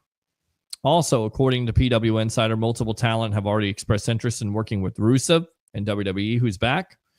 They also say Selena Vega winning the United States Championship was kept under wraps so much that even personal booking backstage was shocked by it. They say the TLC tag team title match got rave reviews backstage, and all members of the match came out relatively healthy. And then also Drew McIntyre is the next in line to move over to Hollywood. First and foremost, the stable. Would you add anybody else? Because there's somebody out there that somebody said they would add, and it makes lots of sense if you think about it. Who would you add to this stable right now with Seth Rollins, Paul Heyman, Braun Breaker? What wrestler? Nobody. I wouldn't add nobody right now, just because right now it's, again, the long-term storytelling. I feel like if you add somebody right now, it's just going to water it down. I think what they need to do, and this is not going to sound popular, but if I was to book this, I would really have Braun Breaker be Seth Rollins as an enforcer, his shield, if you will, and you have Paul Heyman, the mouthpiece. It's bad enough to hear Seth Rollins talk.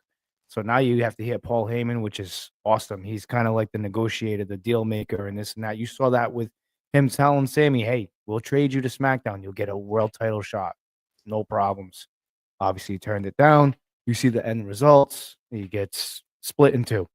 The only way I would add somebody to the stable is probably like maybe later on in the year. Like I'm talking like Survivor Series, that like November around that time. Because you want to keep this fresh and you really want them to keep the momentum. And honestly, it may not sound popular, but I'd have Seth Rollins go over on Jey Uso and take that title back.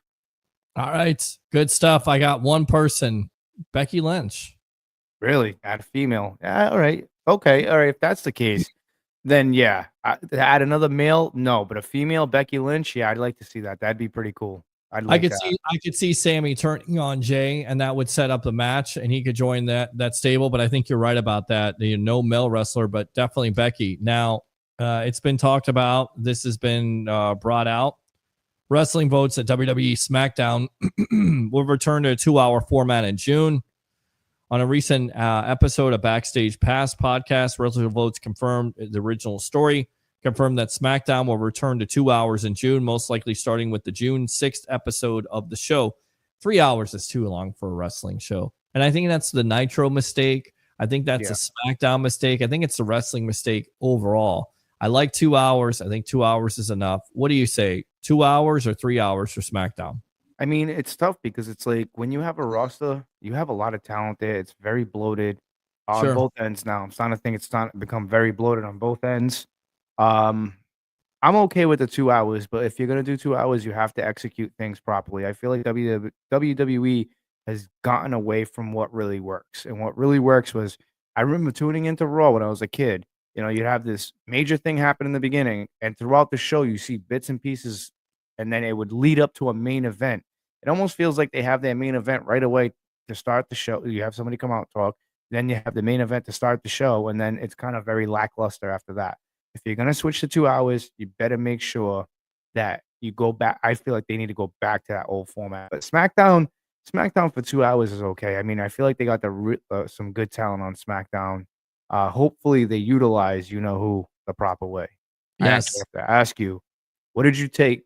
How did you feel about seeing Aleister Black, not Malachi Black, back in WWE? I like it. I like it a lot. And he took on Miz, and I thought it was interesting because Miz had kind of like the same suit that Cody Rhodes had on in AEW. Yes. So I like it. I think it gives Miz something to do. I think Aleister should definitely go over on the Miz, and then you figure out what you're going to do with him, and you try to make him a main eventer. But I like it. I like it at this point. I think they dropped the ball a little bit. A little bit? Not gonna lie. Yeah, just Is the storyline played out for Aleister Black? Is it played out with the supernatural stuff? Should he be in the Judgment Day at this point? And No. Chris Kroll says it's going to be one of those Judgment Day members. No, I think again. So it's to everybody out there. I'm a big Tommy End fan, if you will. I liked what they were trying to do at AEW with Malachi Black, but I feel like the supernatural stuff kind of got in the way of it because I said this about Roman Reigns. What made Roman Reigns go steal?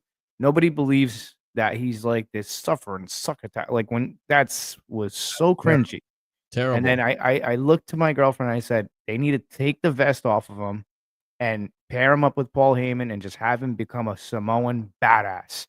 And Yes. they did that. And now what I'm saying with Malachi Black or Aleister Black, all right, we get it. He's into the occult. He's into the dark arts and stuff like that, which is cool. That's your prerogative. But if this is going to work, I don't want to see supernatural stuff. Like, okay, you're Aleister Black again. I would have rather preferred him be Malachi Black because I feel like the name is a little bit better. Aleister is, it's the same music, a little tweak to it. The vest that he comes out with, I would have much rather have him see him with the mask. I feel like the rising up that happened too soon. If that was me, I would have made him appear out of the dark. And I get it. A lot of people would say, "Hey, you just said no supernatural. It's not really supernatural. It's kind of like a thing. Even the guys that are not into the dark stuff, they do that too. You know, I would have preferred to see him appear out of the dark with one of those masks and reveal him like, hey, it's Aleister Black or Malachi Black. Right. Kick Miz's head off, and then when he comes out to wrestle, you can alter the music. I just want to see him be like a hitman type of deal, like an assassin, like a dark assassin, like no supernatural stuff, none of that gimmicky stuff. I don't want to see that. I want to see something that's playing to his strength, because at the end of the day, if you go back and watch Malachi Black in AEW, he was a phenomenal talent. He can move. He still got it. I know he's getting up there in age, but I really think he can be I really think he can be a top player on SmackDown, in my opinion. I think you're right about that. And, you know, Selena Vega is probably a part of probably. I wouldn't doubt it. I wouldn't doubt it. I mean, who would you like to see him go up against? I got one name. I like to see Cody Rhodes. You want to see Cody? You know who I want to see him go up against? I want to see him go up against Gunther. I think that'd be an awesome match. Gunther. I would like to see him against Gunther. Drew McIntyre. I wouldn't mind seeing that. There's a few. Even I'd like to see him and Penta go at it one more time. Yes, that'd be great. All right, I got to go back to this Bischoff Hogan thing because they got the comments. Here we go. Bischoff says, we've been telling you about our third man. Today's the day. 9-time state high school champion, the coach of 8 UFC champions. This man knows it all, has done it all. I can't wait. Hogan, I mean, we're ready to roll, bro. What do you call this thing here? The monster? The master of disaster? The man that rules the world of wrestling? I mean, this is crazy. Hogan showed off a wad of cash, and then the man turned around to reveal himself as Izzy Martinez. Of Izzy-style wrestling, Martinez stated the following: you've seen what these two have done before. We got the cash. We got the talent. We got real American freestyle wrestling. Who's Cash? We got the cash. They got the cash. Wow. They were making it rain in the promo. Oh, wow. So cringy. What are they going to pay? I don't even know where they're getting this money from. I mean, they're getting from is Bishop. it going to be like a, are they really going to fight, or like, well, I don't. We got a brother. Got to fight, brother. All right. He says, we got our third man, Jack. Jesus Christ. This is like you know what this is? This is like going into a time machine, and you're in like the wrong, like, gimped out universe of the NWO. I gotta read this promo, man, because it sounds like good luck. Sounds like 90s. We got our third man, Jack. People are gonna tremble. Izzy Mania is gonna run wild on the whole world of wrestling, and now we stepped our game up. We're now in the world of professional freestyle wrestling. All I have to say is, welcome to the black and blue. Welcome to the black and blue of freestyle professional wrestling. You're going to get paid to beat people up. You're going to get paid to win. You're going to get paid to make them scream. So roll out the red carpet. This sounds like some weird. I went super. I went mega star. So I have to say what you're going to do when real American freestyle comes for you. These are what it sounds like. It sounds like WWE Underground all over again. Remember how that crap was? Oh, God, yeah. Jeez, that was like a Shane McMahon idea. Oh boy! Well, all right, I'm gonna tune in to see it just to see what it looks like. I know we all are. All right, so Liv Morgan, supposedly a reporting by Mike Johnson, a PW insider, will not be in a superhero movie, specifically ruling out Avengers Doomsday. Morgan landing the role is said to be one of the most impressive gets imaginable. In terms of the movie itself, the project has been compared to critically acclaimed movies Everything, Everywhere, All at Once, The Raid, and Honora, 2 of which have been big winners in the Oscars. So, Liv Morgan, any care about her doing a movie at all? Yeah, no. Nothing. Let's see. All right. She should just stick with the wrestling for now. All right, ESPN, the last thing, because we're going to wrap it up because I'm on fumes after the Hogan Bischoff nonsense. I don't know, man. Now I'm gonna go upstairs, and I'm not gonna want to sleep because I want to rewatch the Jack. Yeah. What you gonna do, Jack? We got What are you gonna do, Jack? They're not sold 24s. They're about 16s. I want to do Jack and Coke after watching the promo. Oh boy. The Let it music- go, man. They're doing the whole NWO shtick all over again. Like I Let love it go. Let it go. Let All it right. go. The train passed. ESPN has now predicted John Cena defeats Randy Orton at Backlash. They had this prediction. June 7th, Money in the Bank, Jey Uso defeats John Cena World Heavyweight Championship. July 12th, Saturday night's main event, John Cena defeats CM Punk. So you put that on Saturday night main event, CM Punk? Pretty good match for Saturday night main event. I love the I don't mind that. That's pretty cool. I like that. It gives you that nostalgia. Yeah. John Cena and Travis Scott. Oh I'm my telling God, you. who the hell cares? He's gonna go over on every single one of these guys with the help of Travis Scott, and it's gonna make everybody hate him even more. I'm telling you, they're building up to something. Sounds like it's going to guys talking about wrestling in a podcast. Well, it's not. It's going to be No, it's Excellent not. Wrestling Federation. So John Cena and Travis Scott defeat Cody Rhodes and Bad Bunny. You want to see that match? Bad Bunny's a pretty good wrestler. I don't know. I don't know if it's true. I don't really look at Bad Bunny the same way. Like Instagram reels and just reels in itself. People send you reels with the whole P. Diddy thing. There was like a reel of Bad Bunny going around. I don't know if it's true, but there was some sounds, and I just, weird. I don't know. So I kind of don't really. All right. When I look so, at him now, it's a little different. So they say SummerSlam in August. That'll be the match. And they say September, TNA Victory Road. Joe Henry beats John Cena by DQ. Wow. Joe Henry? Wow. I like Joe Hendry. I By the way, believe Randy- in Joe Hendry. That's so catchy. You're gonna sing that Randy- all day tomorrow. Listen, I'm not singing it. And Randy Orton selected him. I believe in Joe Henry. Okay, I know. See, told you. Then he turns around and goes, Yeah. He gives you that smile. Yeah, I'm telling you, man. He's gonna be. He can. You know what's gonna happen with him? He's gonna He's gonna I go feel heel bad next? for TNA because WWE is gonna like basically take all their top guys. Well, they're joining together, so they have a collaboration. So it makes it interesting. November, Crown Jewel in Saudi Arabia. John Cena defeats Seth Rollins and Roman Reigns. And then the last match, I believe, was December. Saturday night's main event to wrap up John Cena's career.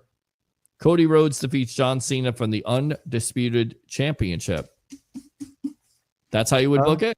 Saturday night main event, December, last match for John Cena against Cody Rhodes. Cody Rhodes wins. Makes sense. Yeah. That stuff makes sense. That makes sense.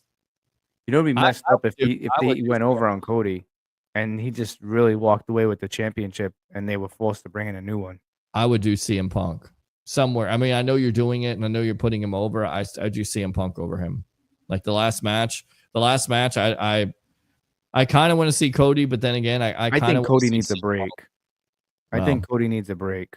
I really do. I'm According curious to to when he's coming final back. boss, Cody's going to go heel eventually. Oh yeah. Yeah. Well, we'll see. I don't really like seeing The Rock anymore. I just something about him. It's I'll take your soul. Yeah, you're 53 years old, man. You ain't taking no. I told you it doesn't matter what your name is. No, it's give me your soul. Give me Yeah, 53 years old. The only soul he's taken is such a weird. Well, he's taking a lot of souls. Yeah, the only thing he's taking is them steroids, man. That's about it. Because anybody at that age that looks that cut and that rip, I don't know anybody that age that looks that cut, that rip, that just does. That's not. Well, I'm not going to accuse anybody. I think it's also working out, but yeah, there's definitely some pharmaceutical, if you will. Yeah, that's what I'm saying. There's definitely some GMOs in there. Yeah. Did you see his new movie trailer? Yeah, his head looks weird. They redid something with his head or something like that. Looks like a good movie. And a lot of people said, he may be Oscar worthy for that. Watching that trailer, do you think it's Oscar worthy? He's not acting like himself, because a lot of people say he acts like himself in a lot of the movies, which he does. I don't know. I gotta watch it first, and I don't know. I always What is felt it like called? It's whatchamacallit, Conan and Disco. I don't know if you ever heard their podcast. They were talking about it today, and that's when I right. seen the trailer.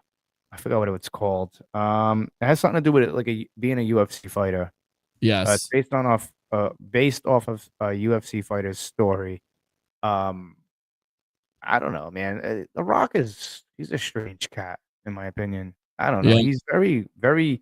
If you want to talk about your typical narcissistic human being, Smashing Machine. Smashing Machine. So That's the it. upcoming American biographic sports drama was written, directed, and co-produced and co-edited by Benny Safady of Uncut Gems and Good Time.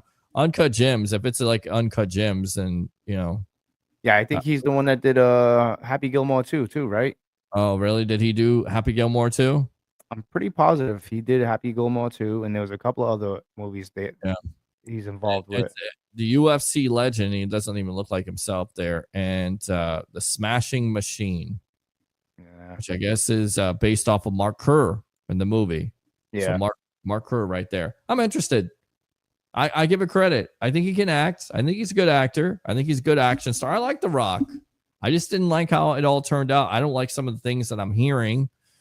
If you think about it, when he did Black Adam, that I heard that movie flopped big time. well, it flopped, but he tried to take over the DC universe by having, a feud with Superman.